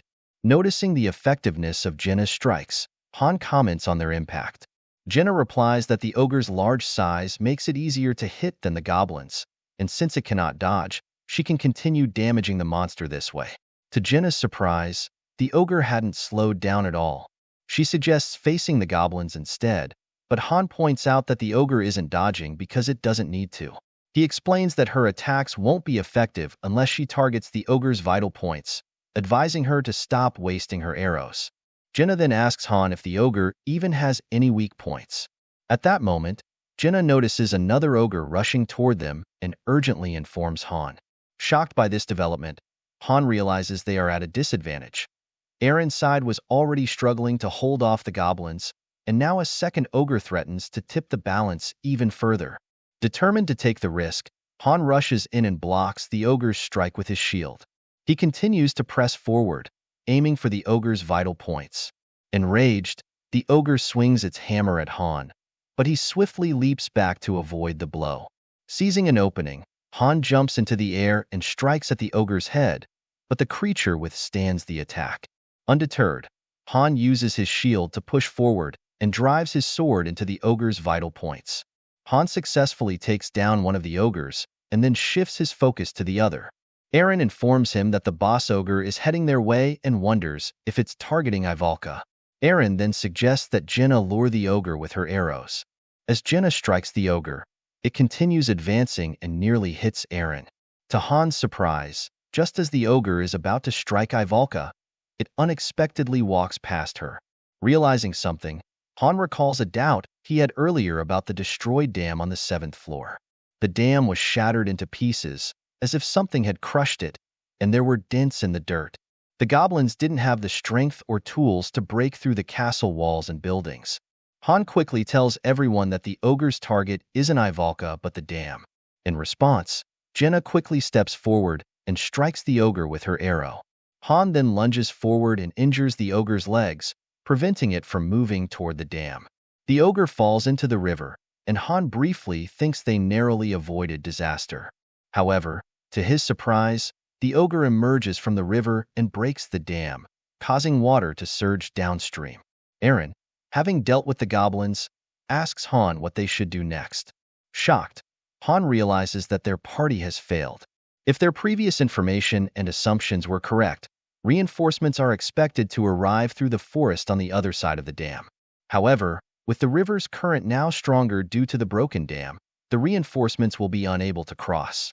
At this rate, the 10 members of Party 1 and Party 2, along with the 360 soldiers currently defending against the siege, will have to face over 3,000 goblins on their own. Stunned, Han struggles to determine their next course of action as Eren continues to press him for guidance. As Han regains his composure, he tells Eren that they should head back to formulate a second plan. In his mind, Han wonders if a second plan even exists. Just then, Ivalka asks Han to wait. Han, curious, asks Ivalka what she has in mind. Ivalka uses the Dresut move spell to lift a massive rock from the ground and pushes it toward the damaged section of the dam, successfully repairing it and blocking the water. Han is shocked by what he sees. Ivalka then explains that telekinesis is one of the most basic spells, and there's no way she wouldn't know it. Angered, Han tells Ivalka that she should have informed him if she could do something like this. Confused, Ivalka asks why Han is upset, pointing out that the mission would have failed without her intervention. Han sternly reprimands Ivalka, stating that he specifically told her to share all the spells she knows. Ivalka responds that telekinesis was such a basic spell that she didn't think it was necessary to mention. As Han calms down, he tells Ivalka that it's thanks to her they will survive, acknowledging that the operation would have failed without her intervention. Just then, Jenna informs Han that the goblins are coming back. They all prepare to face the massive horde. As the goblins charge, Han rushes forward and takes down a goblin, and everyone else joins the battle as well. Han reflects that it's been a while since the stage began, yet there are still no signs of reinforcements. He starts feeling increasingly anxious, wondering if his prediction was wrong and if the reinforcements even exist. Han then instructs Ivalka to drink the remaining potions and use her second layer magic. Just as one of the goblins slips through and targets Ivalka, a figure on horseback suddenly appears and takes down the goblin. It's a soldier. Seeing this, Han realizes that reinforcements have arrived. As the goblins continue to charge, the soldier shouts, "Iron Lion Cavalry, cross the river and take down these goblins."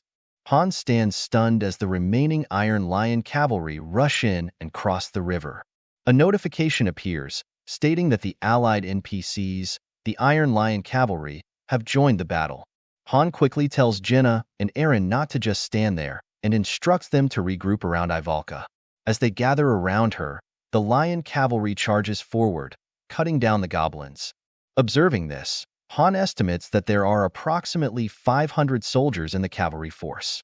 Although they are still outnumbered, the Lion Cavalry seems much stronger than the city guards. Jenna remarks that the reinforcements are pushing the goblins back hard. Han agrees, commenting that the situation is intense, but noting that Party 1's role here seems to be done, allowing them to rest and spectate. However, Han wishes that Party 1 could do more. Han then asks if anyone knows how to ride a horse. Jenna responds confidently that she does, and then asks Han if he knows how to ride. Han admits that he'll have to learn right now, which surprises Jenna. Han thought to himself that, normally, the master can't interfere in battle directly, but they can still influence the outcome. For example, by requesting a skill book, Beginner Equestrianism. A notification appears, stating that Han requested a skill book and that the master has agreed. A book materializes in front of Han, revealing it to be Equestrianism, one of the skill books available for purchase at the combat shop. Although Han can't learn skills directly related to combat, he can acquire supplementary skills that help him progress in other ways. With this, Han awakens a new skill, enabling him to ride a horse. Seeing Han on horseback, Jenna remarks that Han had told her he didn't know how to ride a horse. Han simply replies that he does now. He then states that they've evened the odds a little and that it's time to launch their counterattack. As Han and the others move forward, Han considers that the goblins on the east side won't pose much of a threat until the castle gates fall. Their primary concern should be the ones with siege ladders on the north side. The cavalry is heading north with this in mind, and if Party 1 follows them, it could lead to success. However, Han knows it won't be that simple. There's no way the game would end so easily. Han then instructs his party to move to the side, away from the battlefield. Surprised, Eren asks Han if they shouldn't be protecting the northern gates. Han counters by asking if Eren really believes this level will end that easily. Han then tells Jenna to move out of the range of the goblins' arrows, as they will be heading toward the northern forest. As they advance toward the northern forest, Han notices that the rain has stopped completely. As Party 1 approaches the forest, Han spots goblin riders preparing an ambush from within the trees. Han states that if Party 1 can block the goblins' path with Ivalka's magic, they can stop the ambush. They also notice that there are ogres in the forest. Han points them out to Eren, explaining that it would be problematic if these goblin riders joined the main forces from here. The cavalry alone wouldn't be sufficient to hold them back without support. Han then asks Ivalka if she has enough magic left. Ivalka responds that she can cast a spell, but it won't be very powerful. Han advises Ivalka to focus more on covering a larger area rather than maximizing power, as they will be moving through the northern forest. He instructs her to use her magic to burn down the entire forest. The scene then shifts to Party 2, where Daika is battling goblins. Exhausted and on the verge of collapse, Daika is about to fall when Adis steps in and takes down the goblins in front of her, shocking Daika. Grateful, Daika thanks Adis for her help. Adis encourages Daika to stay focused and keep fighting. At that moment, Adis notices the lion cavalry charging forward and cutting down the goblins in their path. Adis realizes that Han has succeeded. Adis instructs her party to hold on, as victory is imminent. Meanwhile, in Party 1, Ivalka uses her spell to burn down the entire forest, taking out the goblin riders and ogres as well. However, Han observes that Ivalka will experience mana overflow if she uses any more magic, so her role in this battle ends here. As they move on, Han reflects on the city's defense. About 100 soldiers remain fighting on the northern walls, having suffered many casualties before the cavalry could join them. Half of the cavalry was lost in an ogre ambush, and a battle between the cavalry and the remaining goblin riders ensued shortly after. If Han had not dealt with the goblin riders in the northern forest, the entire cavalry force would have been overwhelmed. Despite the overwhelming numerical disadvantage, the cavalry proved their strength. Their skill made up for the deficit. With that, the mission was over, and the party was relieved to have survived.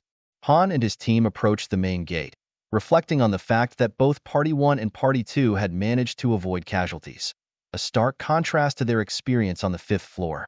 Jenna then asked why they weren't returning yet, as they had completed their mission. At that moment, Han realized something. Despite having dealt with all the monsters, the stage-clear message had not yet appeared. He wondered why the message was absent, as there seemed to be nothing else left to do. Suddenly, a notification window appeared, stating that enemies were restoring, a server error had occurred, and players had been disconnected. Han, shocked, was confused by the sudden halt in activity. As he turned around, he saw a boss monster at level 999. Han remembered that this boss monster was the reason he ended up trapped inside the game. Angered, he faced the formidable creature before him.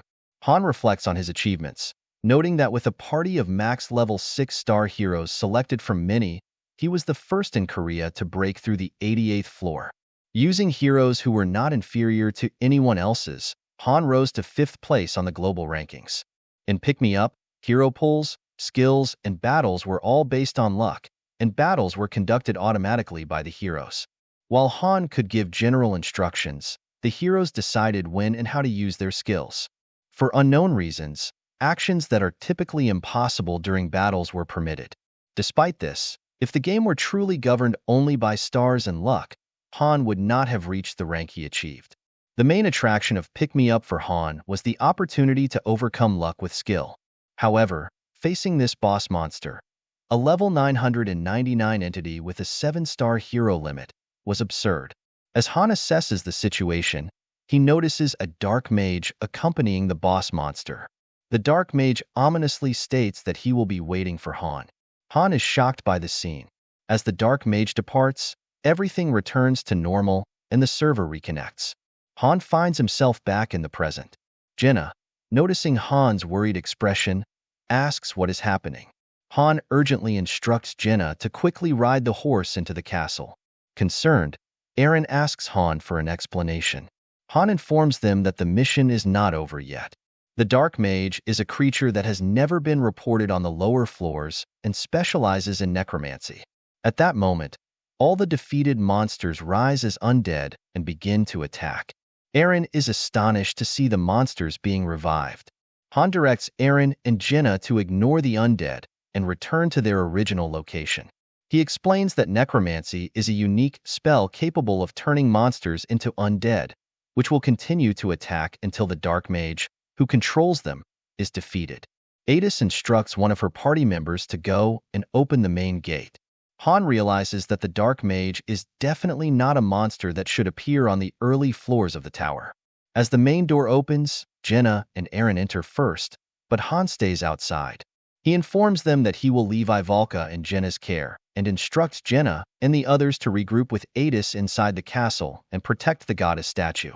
They should be able to hold their ground by locking the gate and maintaining their position until Han returns. Both Jenna and Eren express their concern, telling Han that he shouldn't go alone. Han challenges them to wake up and asks if they will return alive with him or die here. Eren responds that he will return with Han. Jenna, still worried, urges Han to come back safely. As the door starts to close, Han smirks and retorts that it's not even a question. Before the door closes completely, Ivalka calls out to Han to ensure he doesn't die. Han acknowledges her with a simple, "Yes, of course," as the door shuts. Han faces the swarm of undead monsters and charges forward, swiftly taking down the first undead creature that confronts him. Han realizes that confronting all the monsters at once would be his end. The only viable strategy is to locate the Dark Mage. He notices that even the ogre has been turned into an undead, and at this rate, the gates will not hold. As Han rushes toward the forest, two monsters approach from behind to attack him.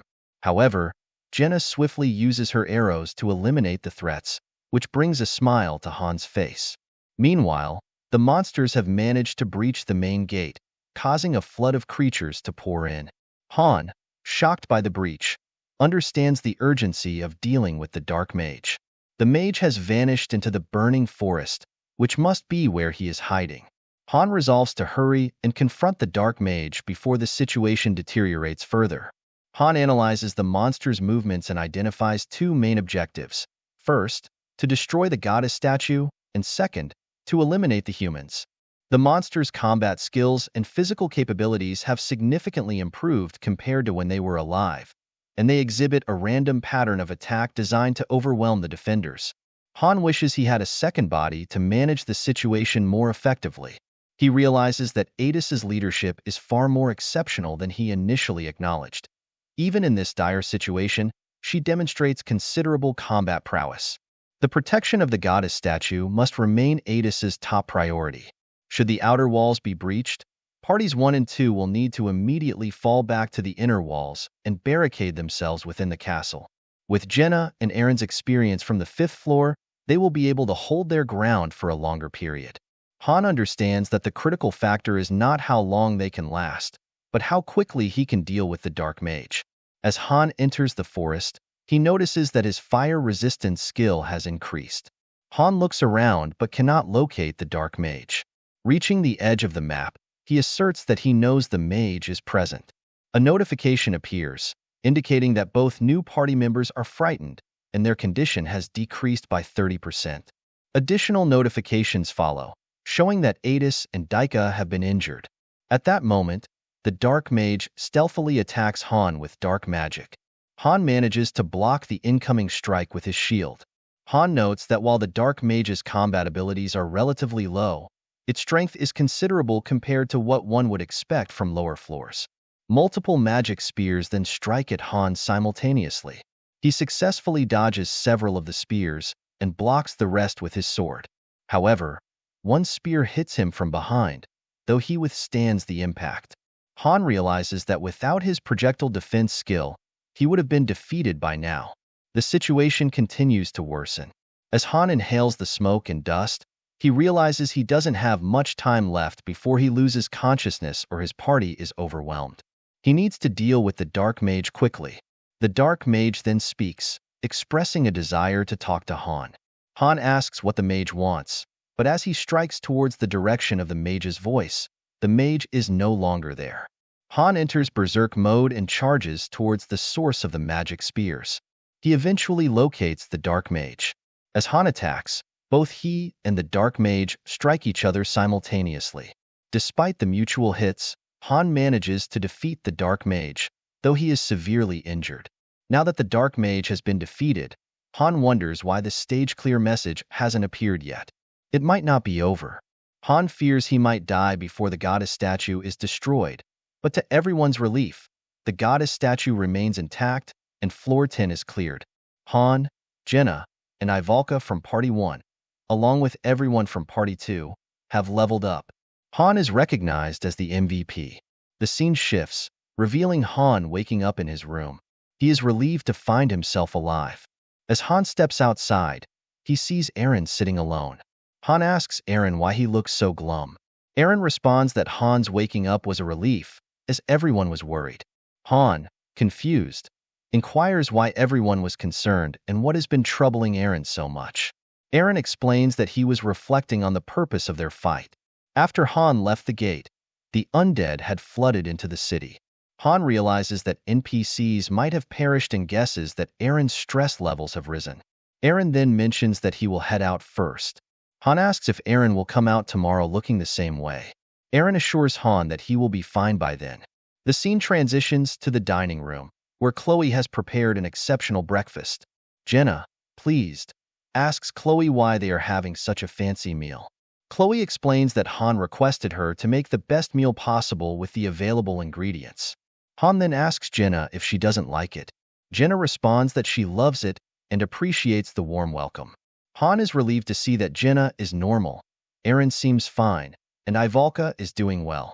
However, Daika appears to need some time to fully recover from his stress. A window then appears, indicating that a hero is awaiting advancement, and the hero eligible for advancement is Han.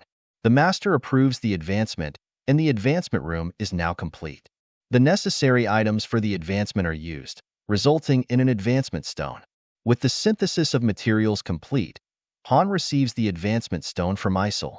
Isel expresses her excitement, telling Han that this will make him a 2nd star, and encourages him to maintain the momentum to reach 7 stars and conquer the tower. Han expresses doubt about reaching 7 stars, to which Isel responds that if anyone can achieve it, it's Loki.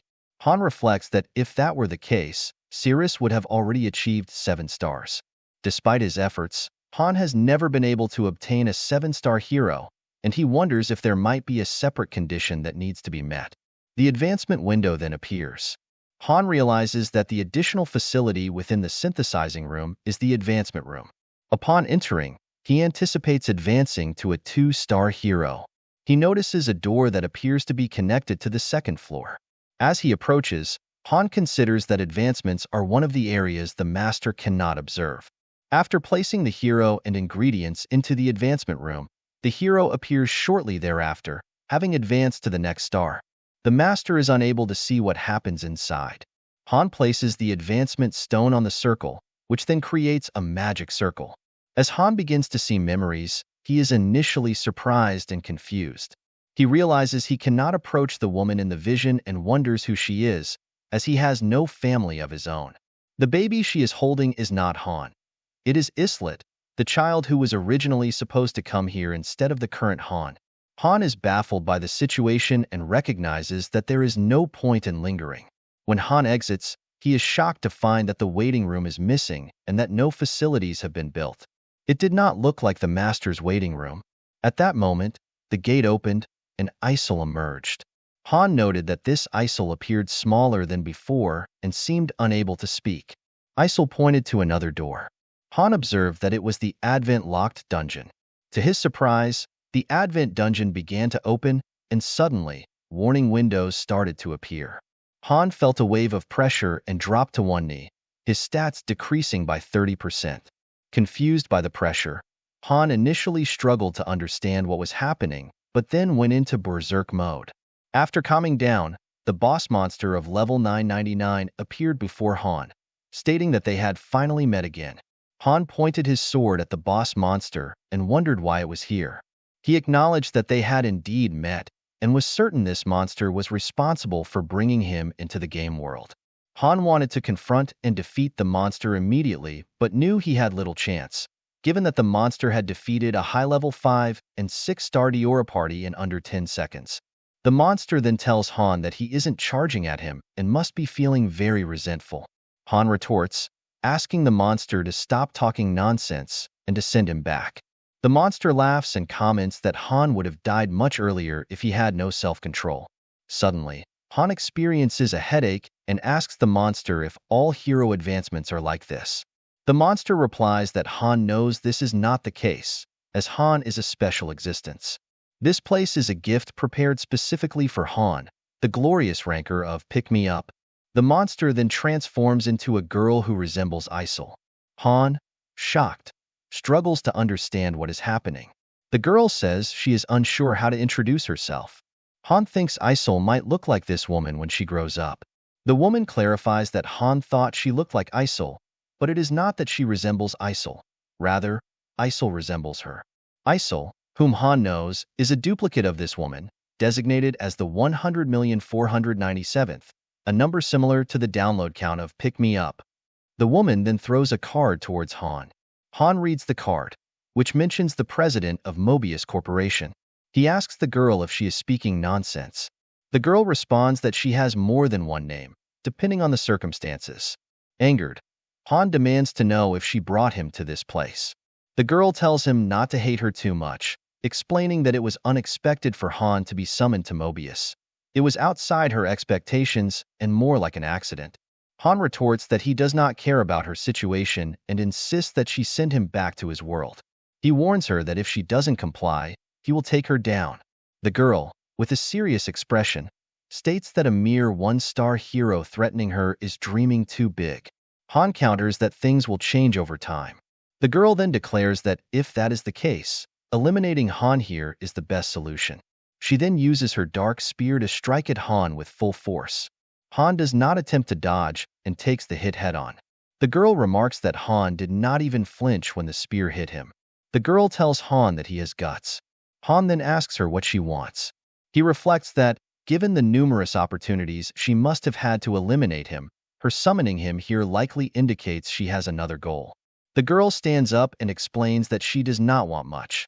She merely wanted to have a conversation with Han, the indomitable and invincible Master Loki, who is renowned throughout the world. She admits to being a fan of Han and reveals that she has been impressed by him numerous times while monitoring his progress. Niflheim is also a top priority observation target for the company, and she feels it would be inappropriate to meet Han without acknowledging his significance. The girl further explains that she came to reveal the truth about this world and asks Han what he, as the great Master Loki, thinks about the story of this mobile game. She informs Han that the story is often overlooked by users in the game, Pick Me Up, as people are usually more focused on the content. The situation is the same for her. The girl states that the story of Pick Me Up is quite outdated and reveals little about the world. Even with some progress, most masters remain unaware that other worlds exist. She then asks Han if he knows where he is. Han replies that he really does not care. The girl informs him that he is on the Taenir continent, in the Heim Peninsula, specifically the city of Nelsa. Although this is the city Han encountered on the 10th floor, It is now completely destroyed. The girl shows Han various locations: Silkia, Kaya, Edora, Peonia, Madian, Acardia, Lilgia, Halsey, Arantia, Cisnea, and even Bardia. These represent the current conditions across all areas of Taenir. She asks Han if he thinks Nilfheim is any different, noting that all continents connected to Mobius have suffered similar fates, with over 100 million worlds being destroyed simultaneously. The girl explains that this is a book whose end has already been decided, a tragic ending. All the characters within the book hope for a different conclusion, and what they need to do is quite simple. They need to pull someone from outside the book into it and fix and rewrite the story. Even if the setting and probabilities change, and even if space and time collapse, a higher dimensional being can alter causality through observation. This was the reason for the creation of the pick-me-up game. Hearing this, Han smiles and remarks that he was curious about the grand story she intended to share. He then asks the girl what the purpose of telling him all this is. The girl requests Han's cooperation to save the world together with her. Han refuses and tells her to stop talking nonsense. The girl urges him to consider her request carefully and decide whether to accept or reject it. Han, with a serious expression, tells the girl to stop talking. He thinks that after being pulled into this game and suffering so much, she now asks for his cooperation. Han doesn't understand what the girl is talking about and tells her he will not cooperate. If she intends to take him down, he will do his best to crush her. The girl responds that Han is being too harsh and that she feels hurt. Han realizes that he has bluffed as much as he can, but he cannot defeat this girl at the moment, given that he is only a one-star hero with stats at level 10. He decides to challenge her once he becomes stronger. Han tells the girl that he does not want to continue the conversation and demands to be sent back. The girl responds that she has expended a great deal of effort to bring him to this place and holds him in high regard compared to other masters in Pick Me Up.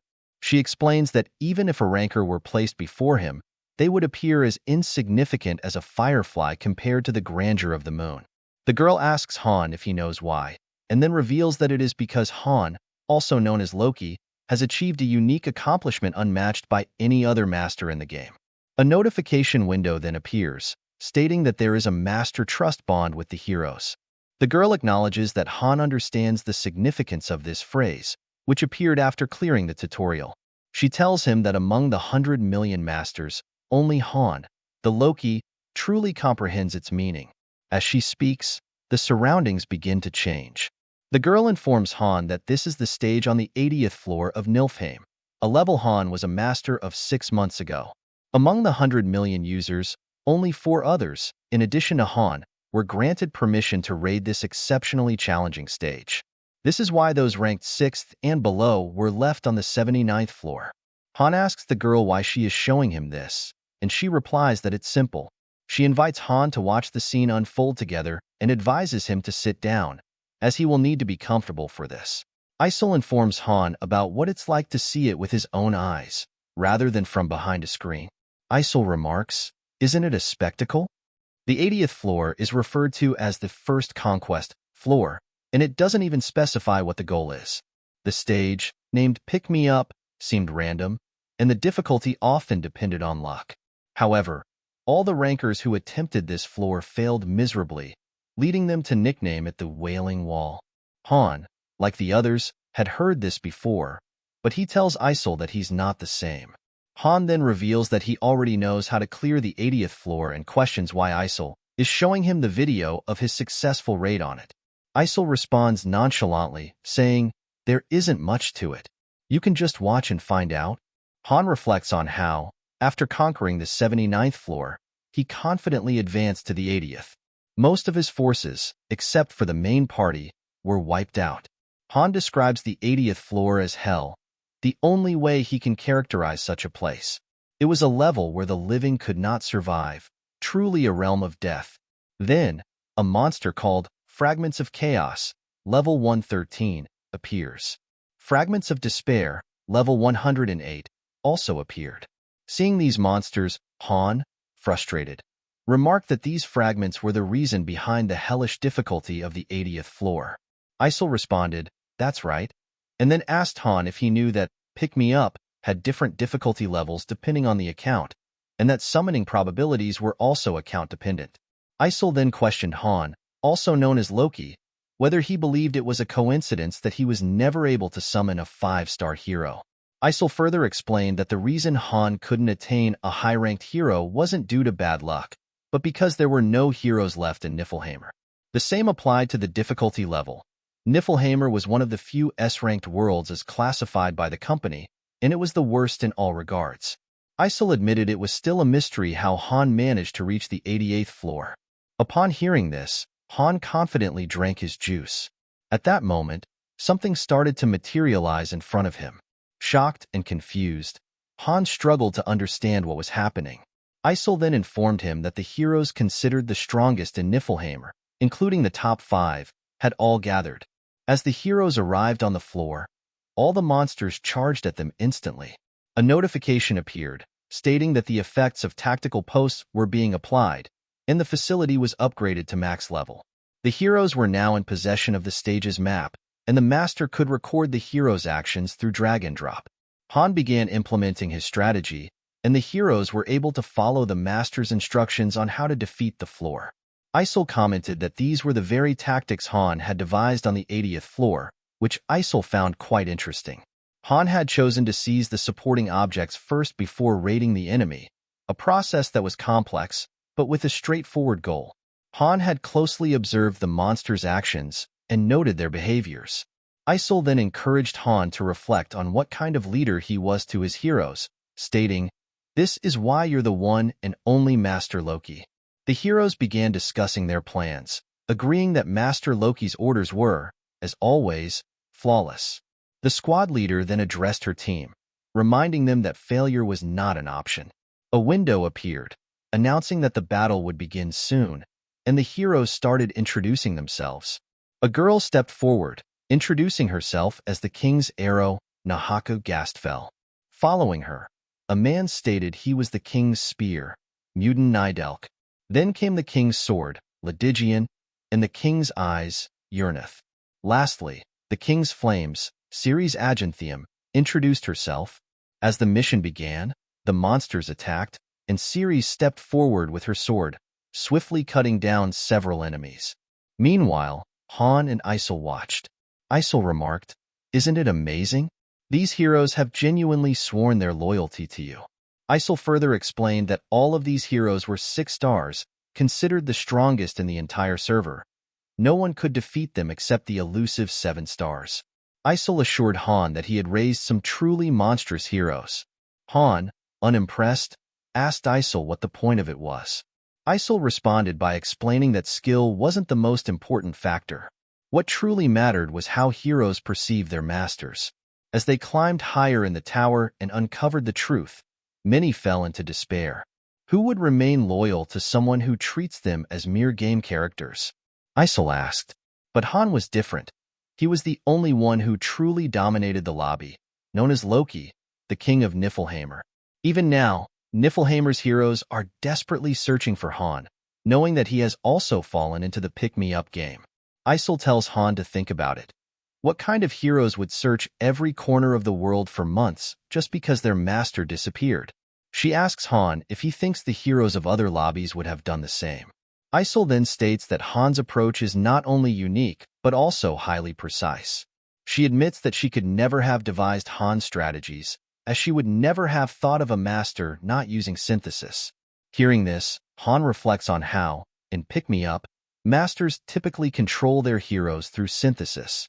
If any heroes are deemed worthless or disobedient, they are eliminated, and the fear of such a fate is how masters maintain control. Even low-ranked heroes with potential often end up as prey for higher-ranked ones. However, Han, who never managed to obtain a 5-star hero and had only Ceres, a 4-star, was often told by others that his account was a failure. People told Han to quit playing, but he didn't listen. He was used to unfairness. Han then tells Isol that it's not that he didn't use synthesis. He simply used it as little as possible. Isol responds, "Other masters used synthesis 3 to 4 times a day, but you didn't. That's basically the same as not using it." She continues, noting that before Han became famous, most masters treated their heroes like game characters, discarding them when they got bored. In contrast, Han believed that even if a hero had a low rank, they shouldn't be abandoned if they showed potential. A lobby controlled by fear is bound to fail, Han reflects. He rewarded heroes who proved their worth and only punished those who were truly useless. Isol then asks Han if he realizes that all the heroes here were once human. She remarks that she doesn't know how Han figured it out, but his method would have been impossible unless he knew this. With a serious expression, Isol concludes, "That's the only conclusion I could draw." Han reflects that the heroes were so realistic, it was hard to believe they were merely characters generated by a program. Each hero reacted differently to commands, and their behavior varied in unique ways, making it difficult for Han to believe this was all artificial. Still, Han never thought they were real people. Rather, the method he used was simply the most effective strategy. Han then asks Isol, "Are you saying you liked my style?" Isol responds affirmatively, explaining that she had wanted to speak with Han just once. She adds that it's a shame she couldn't do so when Han was still on Earth. With a serious expression, Han replies, "It's a shame for me as well, because I would have taken you down if we had met on Earth." Han goes on to say that Isol has earned his resentment, and if nothing else, he will never forget this. Isol has truly angered him now. With a smile, Isol responds, "Is that so?" Han steps closer to her and firmly states, "Neither Tayanir nor Niflheim have anything to do with me. I'm from Earth, and you shouldn't force your situation onto someone else." Hearing this, Isol smiles and remarks, "Niflheim would be devastated if they heard you say that." Han replies, "Niflheim can feel devastated all they want." In his mind, Han thinks that if Isol simply wanted him to climb the tower, there would have been no need to summon him here. The Niflheim group had been steadily advancing, and they had suffered no casualties up until the 88th floor, where they encountered the demon wall. The 90th floor was nearly within Niflheim's grasp. Yet, while Han was leading that effort, he had been dragged into this game. Han then tells Isol that he will never cooperate with her, and the only thing he wants is for her to disappear from his sight before his patience runs out. He adds that Isol could become the warrior who saves Mobius, but it doesn't matter to him. Isol responds by saying she just wants Han to safely reach where she is, and for that, she can forgive him for all the insults. Han then asks, "Was it your doing when the Dark Priest appeared on the 10th floor?" Isol, with a teasing tone, replies, "What if it was?" and then tells Han to calm down. Isol informed Han that she would not interfere from the 15th floor onwards. She added that the Tayanir Han was currently in would present challenges that would shock him, even if Isol did not intervene. With a smirk, Isol stated that the difficulty level would be S rank, just like Niflheim. No matter how well Han performed, there was about a 90% chance he would quit. However, Isol mentioned that she might lend a hand in that case. Han was momentarily speechless upon hearing this. Isol then made a promise. If Han reached the top of the tower, she would return him to his original location and, additionally, transfer half of her shares in Mobius Mobile to him. This would make Han a major shareholder in a megacorporation that significantly impacts the global economy. Isol asked if Han accepted these terms. Han responded by saying that he simply did not want Isol to appear before him ever again. He wondered why she was offering to send him back and provide such a reward. Han felt he could not trust Isol. Isol then asked why Han rejected her offer and if he intended to hold a grudge against her.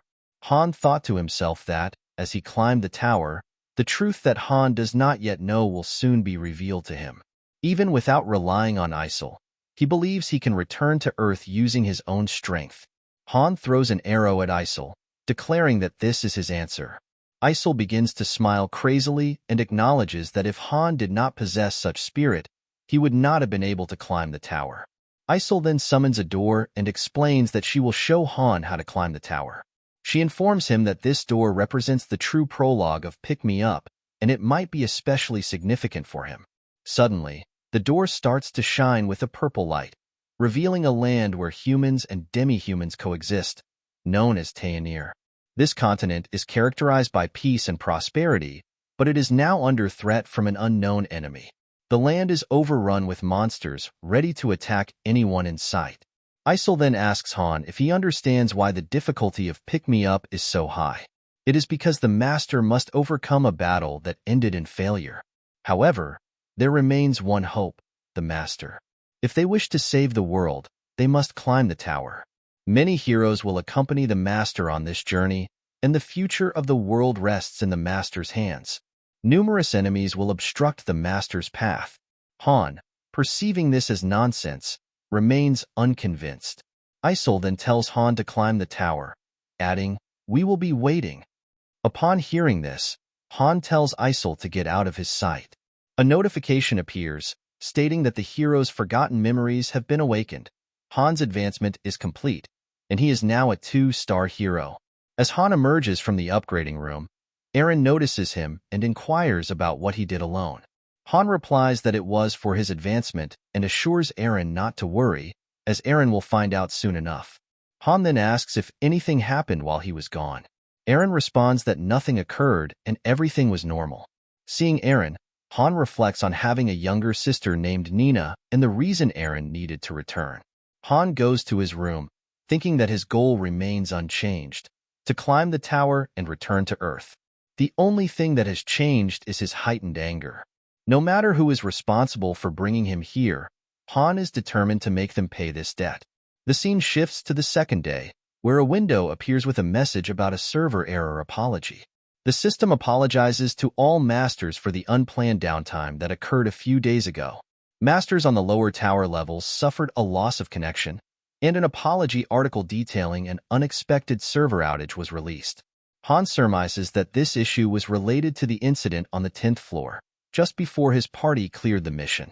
Another window appears, announcing error compensation. All masters will receive a special compensation package consisting of 500 gems, 50,000 G, in-game currency, 1 gift ticket, and a day of restriction-free access to all daily dungeons, which will remain open for 3 days.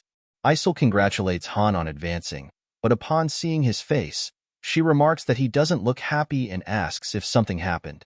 Han responds that he met her main body. Isol, confused, does not understand what Han is referring to. Han then asks Isol if she is the co-CEO of Mobius Corporation. Isol is stunned by this question and asks Han how much he knows. Han tells Isol not to worry, as this does not change his plans. He will continue climbing the tower, and Isol just needs to help him with that. Isol agrees, and then hands Han a golden ticket. This ticket is a gift, allowing Han to obtain anything he desires. Seeing this, Han asks Isol if she is giving it to him. Isol proudly responds that it is from the Master, specifying that even the Master recognizes how incredible Loki is. A gift is something that a Master can give to a hero for accomplishments or milestones. The value of the gift determines how much gold needs to be spent, and higher-level gifts may require gems and high-level ingredients, usually obtained with premium currency. However, a gift ticket, given through events, allows a hero to obtain a gift for free. Han reflects that a gift worth under 10,000 G indicates how highly the Master thinks of him. He thinks to himself that the Master would be surprised, as he hasn't done anything particularly special, yet the heroes have been diligently climbing the tower for him. Han then tells Isol that he does not need the ticket, and suggests she give it to someone else. Isol is stunned by this response. A window appears, stating that Han has rejected the gift. Shocked, Isol asks if he is sure, as he could buy anything with it. Han replies that he cannot buy everything, as any decent item in the shop would cost more than 10,000 G. Han then questions why Isol is still following him and suggests she should go get some sleep. At that moment, the Master uses the gift ticket to purchase a warhorse statue for Han. Han thinks to himself that this gesture is childish and believes that if the Master is going to give gifts, everyone should receive one. He throws the statue, breaking it, which shocks Isol. Han reflects that if the Master only gives gifts to one hero, others will grow discontent. Distributing gifts for sufficient achievements is a sign of a good Master. Depending on the hero and their personality, the desired gifts will vary. Simply giving gifts is not enough. Proper use of them is crucial. Han lies on his bed, smiling, knowing that he has memorized the personalities and hobbies of the top 100 heroes of Niflheim. Reflecting on the gift from the Master, Han wonders what the Master was thinking. Did the Master panic, or was the gift simply poorly considered? As the space rift begins to open and Han's party prepares to enter, Han thinks that their current low level or rank is not the main issue. The real problem is the enemy within, specifically the enemy known as the Master. Han instructs his squad to quickly defeat their opponents and exit. He believes that, although their master is a beginner who needs to improve, Ivalka's stress level is at its peak due to repeated training and her experience on the 10th floor. A competent master would prioritize the well-being of their heroes. Ivalka asks Han where they are heading next. Han considers that climbing to the 11th floor under the current circumstances seems impossible, so they will likely go to the 8th or 9th floor. Han reflects that the master still has not grasped the true nature of pick-me-up. They find themselves in the main dungeon of the current highest floor, the 11th. Han wonders if the master is suffering from overconfidence. A window appears, indicating that the main dungeon is currently on the 11th floor. Han is shocked by this development and instructs his squad to prepare, as they will be proceeding to the 11th floor. Jenna, surprised by this decision, questions why they are moving to the next floor so soon. Han reflects on a term created among users, "I'm so good." This describes a condition where a master, having shifted all strategic responsibilities to the heroes, mistakenly believes that their own skills alone cleared the floor. Typically, a master should recognize the need to assess their heroes' capabilities on lower floors before attempting the 11th floor. By sending the main squad directly to the 11th floor, Han realizes that the master is fundamentally misunderstanding the situation and that he is not a player. Han wonders if he will be able to climb to the 100th floor with such an inadequate master. As the 11th floor window opens, it announces that the quest type is subjugation, and Han, along with his squad, must eliminate all enemies.